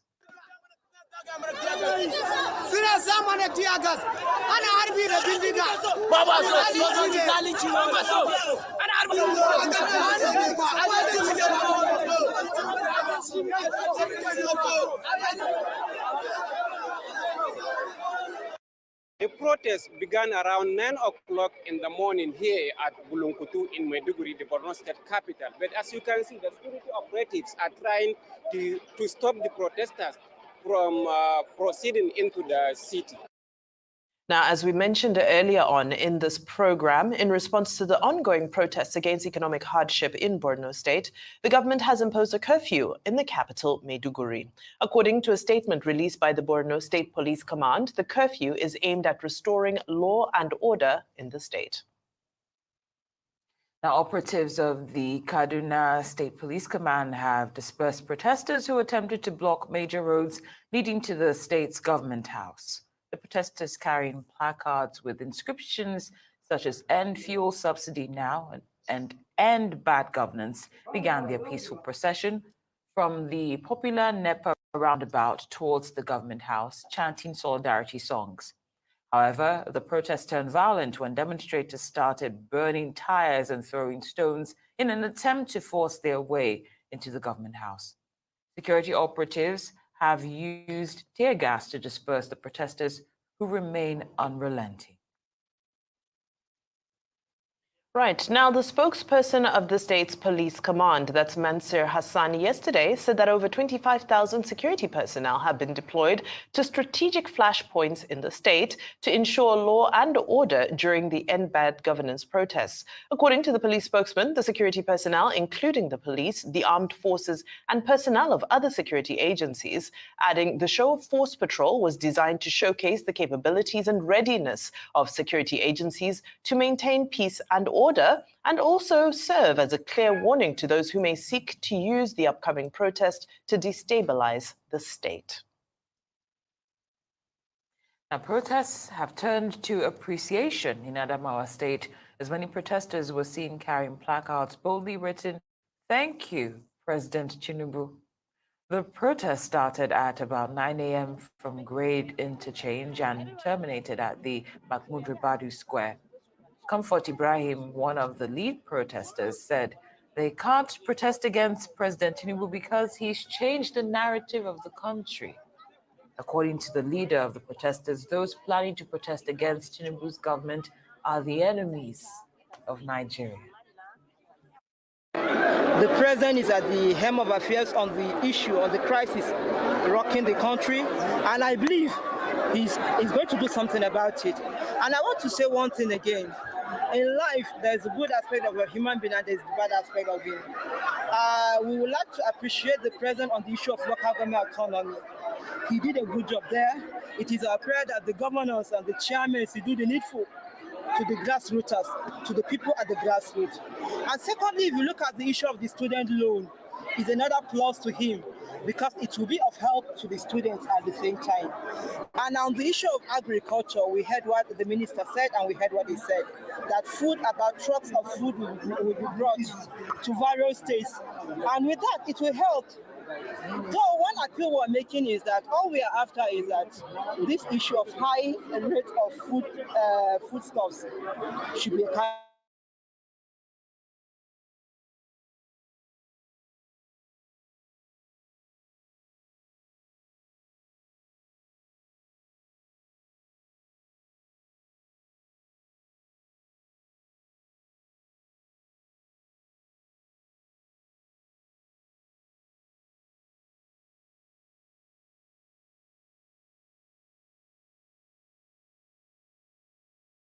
Of subsidized is at the corner, so we should be peacemakers, not to promote a crisis, chaos here and there. And to my women folk, we should call on our children. The youth are our children, they are our husbands. Anything that happens in the country, it now centers on the woman. If something happens to the youth, the center of the whole issue is a woman. It's either the mother or the husband. If something happens to the husband, it is still the same woman. So I'm appealing to my fellow women out there, please talk to our youths, talk to our husbands that they should stay calm. Things are going to take shape by the grace of God. We are pressing our demand for the government to listen because we are Nigerians. Whatever that bothered you, it is their responsibility to take it over. We have to tell them because there are some certain things you have to tell the government for them to wake them up, for them to understand that we are feeling some certain pains in us, so that for them to wake up and do the needful. All right, it's time for a very short break, but plenty more when we return. Do stay with us.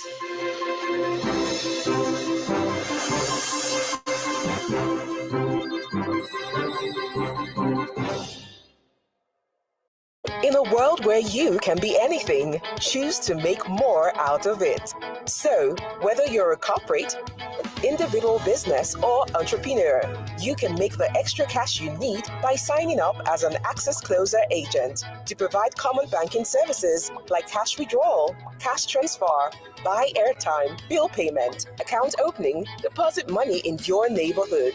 To register, all you need is to visit any Access Bank branch with a valid identification card, your NIN, your utility bill, your business registration documents, and a minimum capital of 50,000 naira. Access, more than banking. 75 days since the last day of last season. We are ready to do it all again. Phil Foden having the season of his life. Brilliant! Just brilliant! That is quite something. Stay connected for all the football you want, starting from 5,100 naira per month.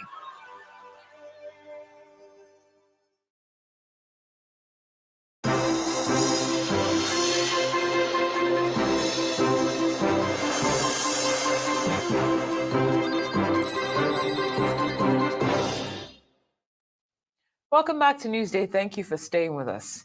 There was low compliance level during the much anticipated nationwide protests in Anambra State. Arise News correspondent reports that most residents went about their normal activities except corporate organizations and businesses who shut their services to customers. A cross-section of those interviewed acknowledged the hard economic condition in the country. However, they said their decision to back out from the protest was for a political reason. They argue that joining the protest would further worsen their economic situation, citing the rising cost of food items and other commodities. They are voting. We are doing our own election. Our people, Peter Obi was winning the election. They carry and give Igbo, Yoruba people. Now they are saying that we are going to do protest. What are we doing protest for? So let's leave the Nigerian for Tinubu. Let him govern till at the end of the year. That is what I can say. Yoruba and the Hausas, they didn't believe that Igbo was existing in Nigeria. The reason why I'm saying this is this. Since the way I'm 50 years old man today, 1974 to date is 50 years. Since the day I born me, I never see an Igbo man rule this country. I never see an Igbo man participate in everything that a very good office in this country that makes something to move in this country. Now, the reason why you see people moving around here because of the way they treat Igbos in this country. Well, staying in the region, Enugu State, southeast Nigeria, a city known for its beehive of activities, is calm as Nigerians begin a 10-day protest over bad governance. Many parts of the Enugu metropolis, from new layouts to Presidential Road, Tiba Junction to Okpara Square, were devoid of activities. It would be recalled that despite the call from the federal government for the organizers of the planned protest to shelve the idea and embrace dialogue, citizens had insisted on embarking on the protest against bad governance and hunger in the country. Meanwhile, security has been beefed up within the state following the request of the governor of Enugu State, that's Peter Mba. As you can see, nobody is here. Nobody's here to protest. I just feel everybody is okay with what's happening in the country, or people are just too scared to come out and talk. So I feel Nigerians are not ready for the change. We only cry on social media. Now is the right time for us to protest, and nobody's protesting. So I feel nobody is passing through anything, just a mere cry. So let's just say Tinubu government is working perfectly. What they are protesting against is food and hunger. Igbo doesn't have that. What we need is good government. Once we have that, we don't see any reason to protest. As you can see, it's people, we came out to jog, to walk, live our normal life without fear of anything. As you can see, the governor, there's camera lights everywhere. Enugu is peaceful. That's what I would say.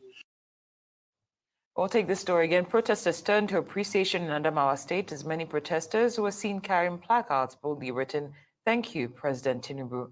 The protest started at about 9 a.m. from Grade Interchange and terminated at the Mahmoud Ribadu Square. Comfort Ibrahim, one of the lead protesters, said they can't protest against the president because he's changed the narration of the country. According to the leader of the protesters, those planning to protest against Tinubu's government are enemies of the country. All right, let's move on. As Edo State Police Commissioner Funsho Adeboye has commended protesters for the way and manner that they have conducted themselves during the exercise. The commissioner, who empathizes with protesters, advised them to maintain the tempo as there are enough police officers to guarantee their safety. The King Square in Benin has recorded a large turnout of participants.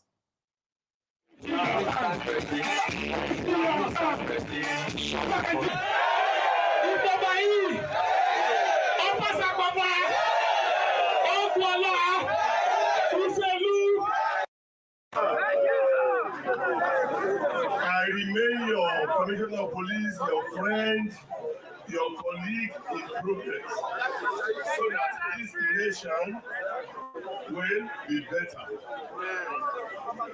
I want to appeal to you that we should continue in this tempo. By the time we do this is going to be a standard that other states will copy on what is called a peaceful protest. All the police wey you see around now to protect you, and we are ready. Even if you have any letter, I can assure you, myself and government officials, we will come for it. And I want to assure you that in the next few hours, your letter will get to the appropriate quarters. We are going to provide these things. We are going to provide some other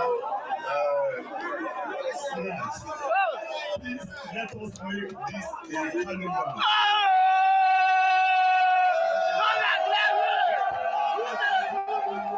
We are here to speak our mind. The level of frustration in Nigeria is taking a dimension that you can no longer explain. Poverty, you can see poverty physically walking on the streets of Nigeria. You can see deprivation. You can see the high level of hunger in the north. We are telling Nigeria government they must do something. Now, as the nationwide protest kickstarts across the nation, there's presence of heavy security in strategic locations in Sokoto metropolis. The leadership of the youth group that insisted on embarking on the nationwide protest in Sokoto gathered at the popular Alu flyover to kickstart a protest march in Maigero Theatre close to Sokoto State Government House. The group are carrying banners and placards with different inscriptions demanding for good governance, improvement in security, a better economy, among other demands. In Sokoto, but this youth group insisted they are going on with the protest, and they are here to protest, to kickstart. They are marching from this popular Alu flyover bridge, and they will be heading to Government House. I'm here with the leader of the group, who says the reason for the protest is because of hunger, insecurity, and bad governance. Can you tell Nigerians what is your name? Look at the camera. Pastor, my name is Comrade Mustafa Abubakar. I am from Sokoto East Zone. So I am standing here purposely to express my sadness on what happened here in Nigeria, and most especially in Sokoto East.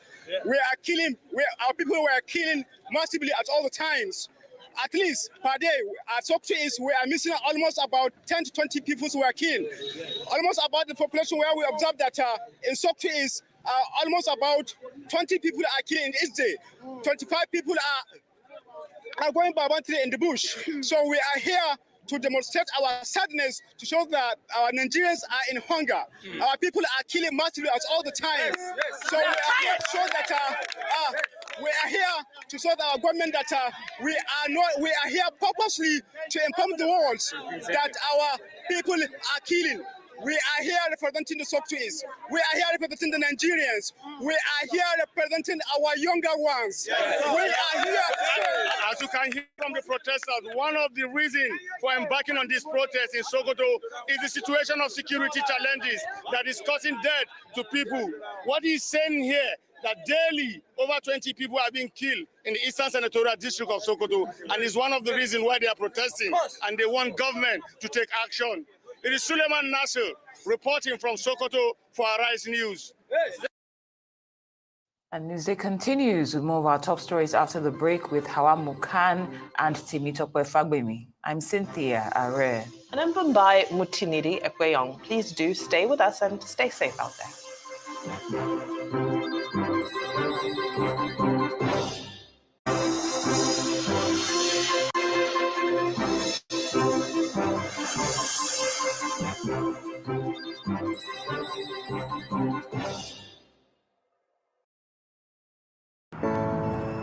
What will banking look like in the future?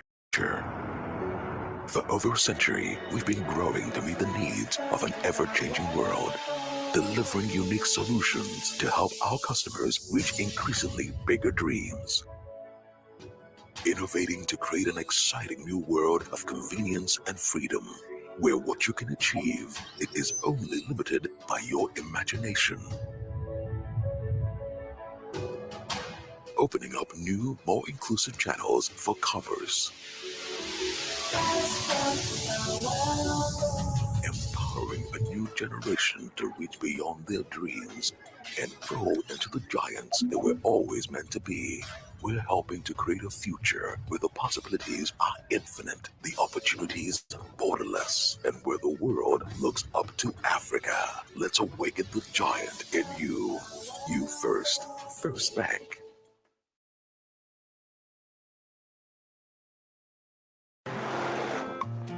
Guy, with the rising cost of things, we need to plan our next move. Guy, I agree with you. I mean, with the money we make, we should not be struggling with our finances now. Maybe you both need better banking options. What do you know about better banking options?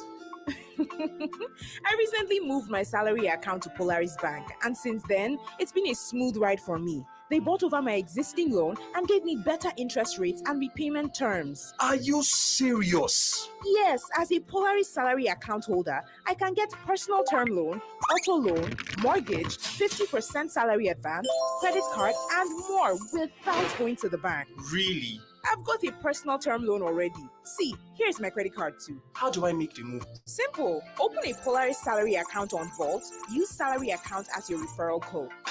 My guy, I am moving my salary account now. Get personal term loan and more with your Polaris salary account. Vault is available on Google Play Store and Apple App Store. Salary earners.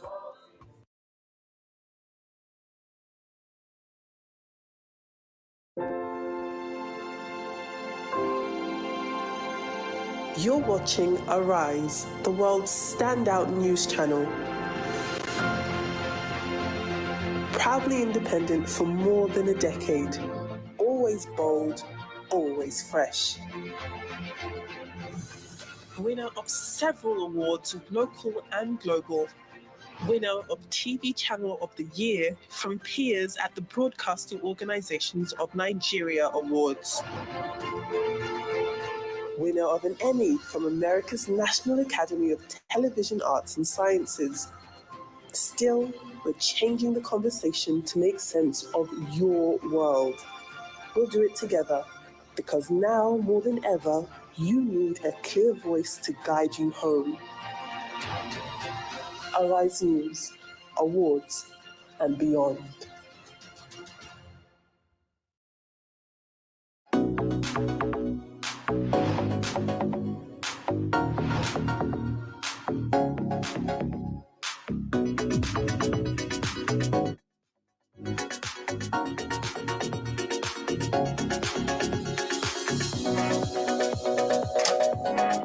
We all love a bit of showbiz.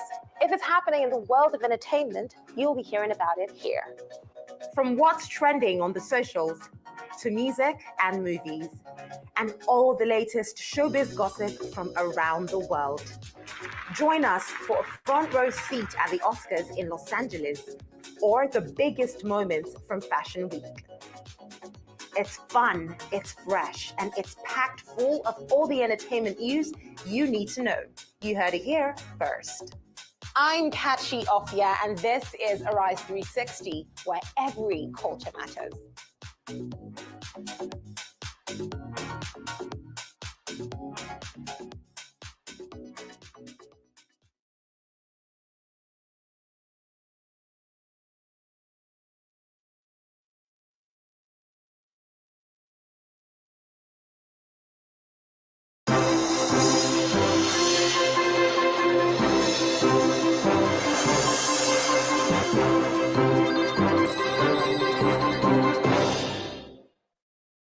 It's the D-Day of the nationwide protest here in Nigeria as protests sweep across the country with the protesters demanding good governance from Lagos to Abuja, Port Harcourt to Kano, Sokoto, Enugu, Owerri and Maiduguri. The people are speaking out on the state of the nation. Stay with us as we continue to bring you live updates, expert analysis and eyewitness accounts from our correspondents across the country. This is Arise News, the world's standout news channel. I'm Temitope Fagumi. Welcome to Newsday. Well, I'm Hawa Mukan, live from Nigeria's commercial capital, Lagos. Our special coverage of the protest in parts of Nigeria starts now.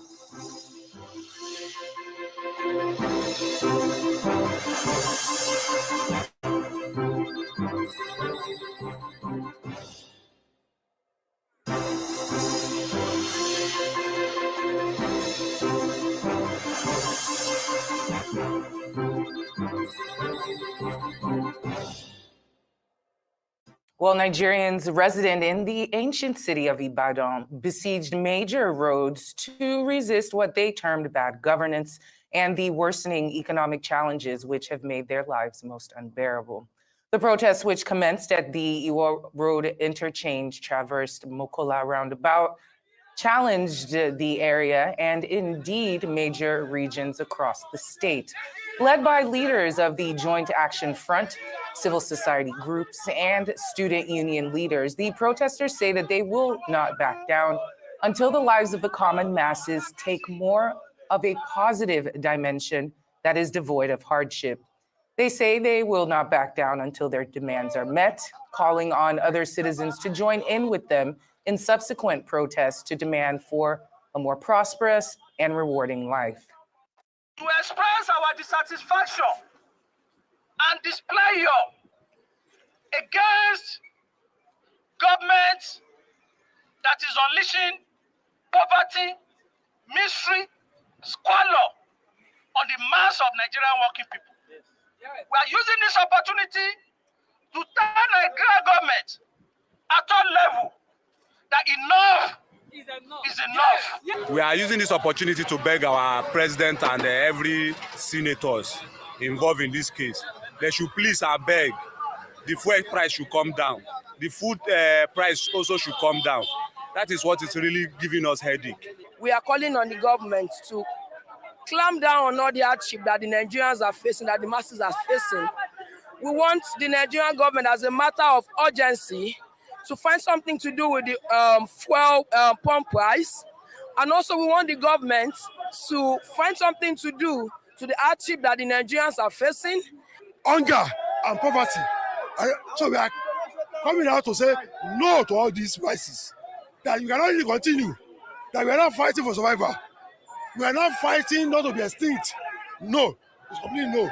And we are saying that you cannot be telling us to tighten our belts when you continue to throw money as political office holder. You are facing a minimum wage of 70,000 naira. 12 years ago, the minimum wage was 30,000 naira. And the equivalent of that was $90 10 years ago. In 2024, we are now facing a minimum wage of 7,000 naira. That is equivalent to $40. It's when we want to protest, they will say hoodlums will cause violence. Who are the people creating these hoodlums?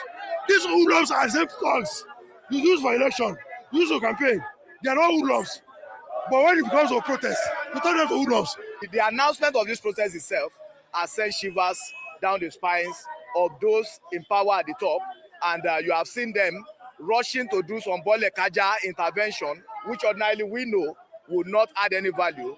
But in the long run, we know that they will be forced to do what is right. And when they do that, naturally, until we now find that after 10 days they don't do anything, we may re-strategize and see what we can do, if possibly, to engage on an indefinite protest session. We now go live to Bayelsa State, where our correspondent Theophilus Agidi is standing by to give us an update on what's happening there. Theophilus, thank you so much for joining us on Newsday. Please bring us up to speed. Thank you, Timmy, Tokwe, and Awa. I am at the Bayelsa State Police Command, where I have with me the Commissioner of Police, CP Aloyenu Francis Idu, and he will tell us what steps he has been taken to ensure that there is peace in Bayelsa State and the protest is going on without any violence.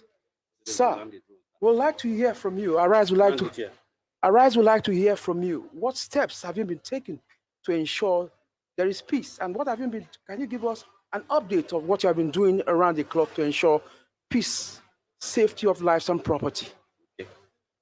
Thank you so much. First, you can turn to the drones. They are returning from mission. My drones are returning from mission now.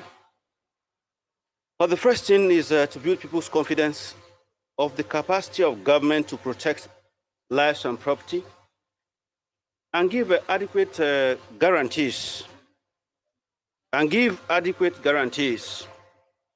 that in peace we'll thrive better. And in formatting this, we earn the confidence of the various strata of community-based organizations in Bayelsa here, mobilizing the youth and infusing all energies to ensure that today will come and go like any other day. The interest of the youth of Bayelsa differs from the interest of the contiguous zones around here.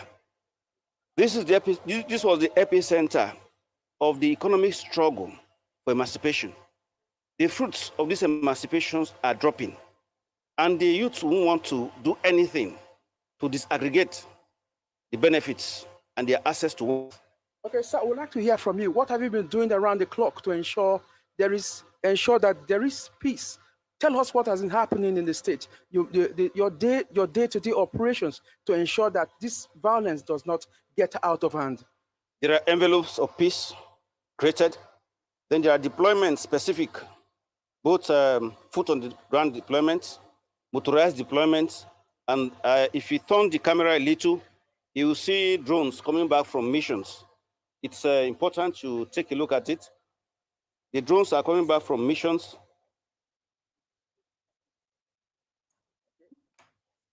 Well, sir, we understand that we know you have a very sophisticated system you've put in place to ensure that there is surveillance of the whole Yenagoa city. Like we are having a drone now. I know that the police command has a drone. What effort is the police also taking to ensure that there is no clash? Your monitoring of the environment, like recently there was this small skirmish.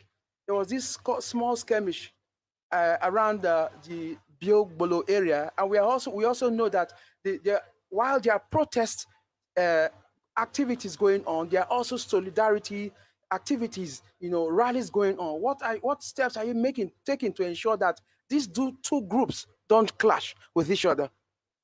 The two character groups that met in that place have nothing to do with the protest. They are rival cult groups, and they were dispersed immediately. Those who are in support of the governance system were in the government house where they were received by the governor, and they had interactive sections, and the governor left, and they've gone back to their houses.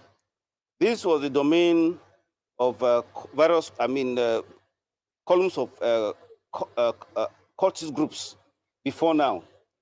They found today as an envelope to congregate, and immediately we got the information, they were enveloped, and vanguards were created to take them out of these streets. And we didn't want to do anything to orchestrate violence. Appeals were made to them, and the other youth groups who are for peace in Bayelsa approached them, and they were fizzled out of the streets. As I tell you, as I speak, the whole streets of Bayelsa, particularly in Nugua, is free. Banks are open, markets are open, the transport parks are open. People have gone to market, they've bought things, they've gone back home, and those in the market are there. Go and check the markets for yourself. Swale, Tombia Market, Ikike, check all those places. What we have here is an agreement by the people who want to create a corridor of compromise with government. They want more evidence of governance. As they have assured government that what they have, they can protect it. Make no mistakes, one of the tallest buildings of the federal government in this region is housed in Yenogua here. And the people have owned that building. And they see it as a city icon. And everything there is going on peacefully. Banks are transacting. No POS person has even been attacked in this place. It's because we have synergy with the people. And we are on stability patrol right now. We've folded up blocking positions. We anticipated violence before. That's why we created the blocking positions. We folded it out into stability patrols. The city is stable. Wow, so the efforts you have been making to ensure peace, has been visible. But it's going to be a 10-day strike. A 10-day protest rather. What steps have you? What measures have you put in place to ensure that in the remaining 9 days we are going to see the situation that we are seeing now? Okay, if you go around, our sister service agencies are deployed in fusion with us. The Army, they are buoyantly out. So the Navy, don't forget it's like a Navy town. The Air Force, the civil defense, our brothers in the plain uniform, the DSS, the drug law enforcement agency to ensure that the contaminants that drive violence is taken off the streets too, and the youth are decontaminated. So every agency is hands-on. The immigrations are with us, supply us information, personal data we need about those who have just crept into the city. Our cameras are everywhere, and the drones are not just one, they're about 9. They're just returning from missions. Everywhere is under the envelope of social harmony. Okay, sir, I would like to... So in the next 10 days, the deployment will be the same. The concert and response system will be the same. But I like to warn that there is no need to fatigue the uniform services. The youth should understand. We've been very mellowed in interacting with them. But let them not allow frustration, aggression to set in. We should not be frustrated by irritating behaviors on the street. The Bayelsa youths that work with us are giving us guarantees and assurances that today will be the only day they will come out to express various concerns. The concerns were expressed within 2 hours and they folded up. The ones that lasted up to 3 hours were those who came in solidarity with government. They've been addressed by government and they've returned back to their houses. So any other day, anybody that comes out to disturb peace and order within this city, they'll be looking for something different. Insurrection is a cocktail you just mix. You go and read about insurrection, how it starts, how it's inducted. We have all countermeasures in place. Sir, I understand that, we all understand that some of these issues that has created some of these problems are socio-economic problems. What measures is the police taking to ensure that there are efforts to win the minds of the youths and ensure that they embrace the path of dialogue? The first thing, at the first layer of governance, the prosperity government is set with envelopes of corridors of compromise, where youths who have concern can approach them and they transform their conflict. The governor was out, deputy governor was out today, and the ministers of the Federal Republic from this arena, they were around yesterday to interact with the youth, and demands were placed on them, while thanking them for what government have done so far. What they need is infrastructure to lapel them with the social environment, to give them access to their places, and governance is putting this in place. And for this, a lot of youths thanked the minister yesterday and the governor today. So there's no need to be egregious and irritating.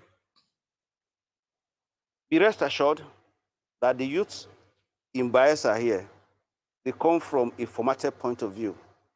The amnesty system, the Petroleum Act, and the various programs, and also the security contracts on the pipelines have engaged them. You will find a few around this place disturbing the peace. Like I've said, and I continue to say, cultists who ran away from town found the envelope and the climate to come back to town. And if you are here, I must put it to them straight. Keep away from the streets. Don't disturb those who are making a living. Thank you. With that word of warning, and we come to the end of this interview. The Commissioner of Police in Bayelsa State, CP Aloyenu Francis Idu, has been bringing us up to speed on measures being taken to ensure that the protests going on in the state does not become violent, and he has given us so many steps that have been taken to contain the situation. And that's how we'll wrap it up. Over to you, Timi Tokwe and Awa at the studios. Theophilus Agidi, great reporting there live from Bayelsa. Thank you for that. Time now for a short break. More when we return on Newsday. Do stay tuned.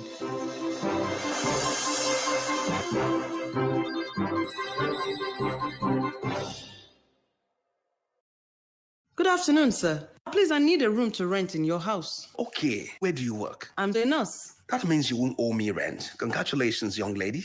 You have yourself a house. Well, thank you so much, sir. So, how much is the rent? 90,000 naira. Oh, but wait, where are you from? I am from Akamata. Akamata what? Akamata in my house? If you know how you got into my house, please get out right away. My spirit and that of Akamata people don't have anything to do together. Sir, what have I done? Your people from Akamata are known for bad things. That is what they represent, and you can't live in my house. Just get out right away. What's going on? Leave my house, young lady.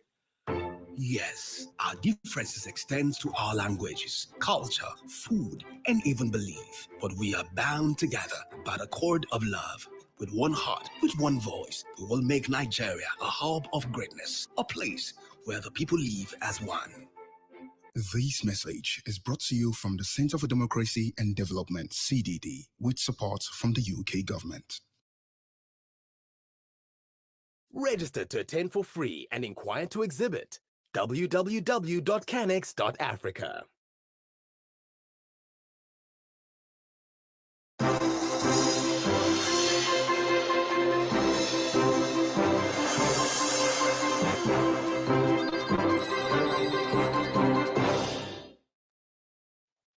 Welcome back to Newsday. Protesters have looted and set parts of the Caslier office in Kaduna on fire. Samuel Aruwan, the Overseeing Commissioner of Internal Security and Home Affairs, along with heads of other security agencies, visited the office to assess the situation. Meanwhile, the state police spokesperson reported that security operatives arrested protesters found with incriminating items such as jackknives, live ammunition, and police camouflage uniform. According to Mansour Hassan, the force PRO, the police gathered intelligence that the peaceful protest was hijacked by members of the proscribed Islamic Movement of Nigeria and other hoodlums. Arise correspondent in Kaduna State, Nisi Gabriel, brings us this update. The bonnet. But I'm not anymore. But why are we seeing their prescription in your phone? It's automatically in my phone from TikTok. Don't worry. Yes, from TikTok. It's automatically investigation. It's secret, sir. No problem. Don't worry. Everybody knows that era. These people are violent. I have said this. I have said this several times. Don't worry. We just nobody, but nobody stops from this. Nobody stops. Why are you look like someone that wants things? Sit down. I'm really educated, sir. I'm really educated. Well, some protesters partaking in the nationwide protest against economic hardship set up bonfires in front of the Kano government house. Our Arise correspondent, Ayo Adinaye, reports more on this. The August 1st protest in Kano started on a very, very high momentum. And just right behind me, you can see some group of protesters moving at the Audu Bako way, expressing their grievances about their fears of the government. And beyond that also, we've also been to several streets in Kano State. We were in Zoo Road, we were at the Kano State Government House too, where there were a lot of protesters there too, who are also expressing their grievances. The Constitution of Nigeria, Section 14, that gives any citizen of Nigeria a peaceful protest. We are in front of the government house of Kano State. Here that some of the civil servants that attack us. I'm on the street because enough is enough.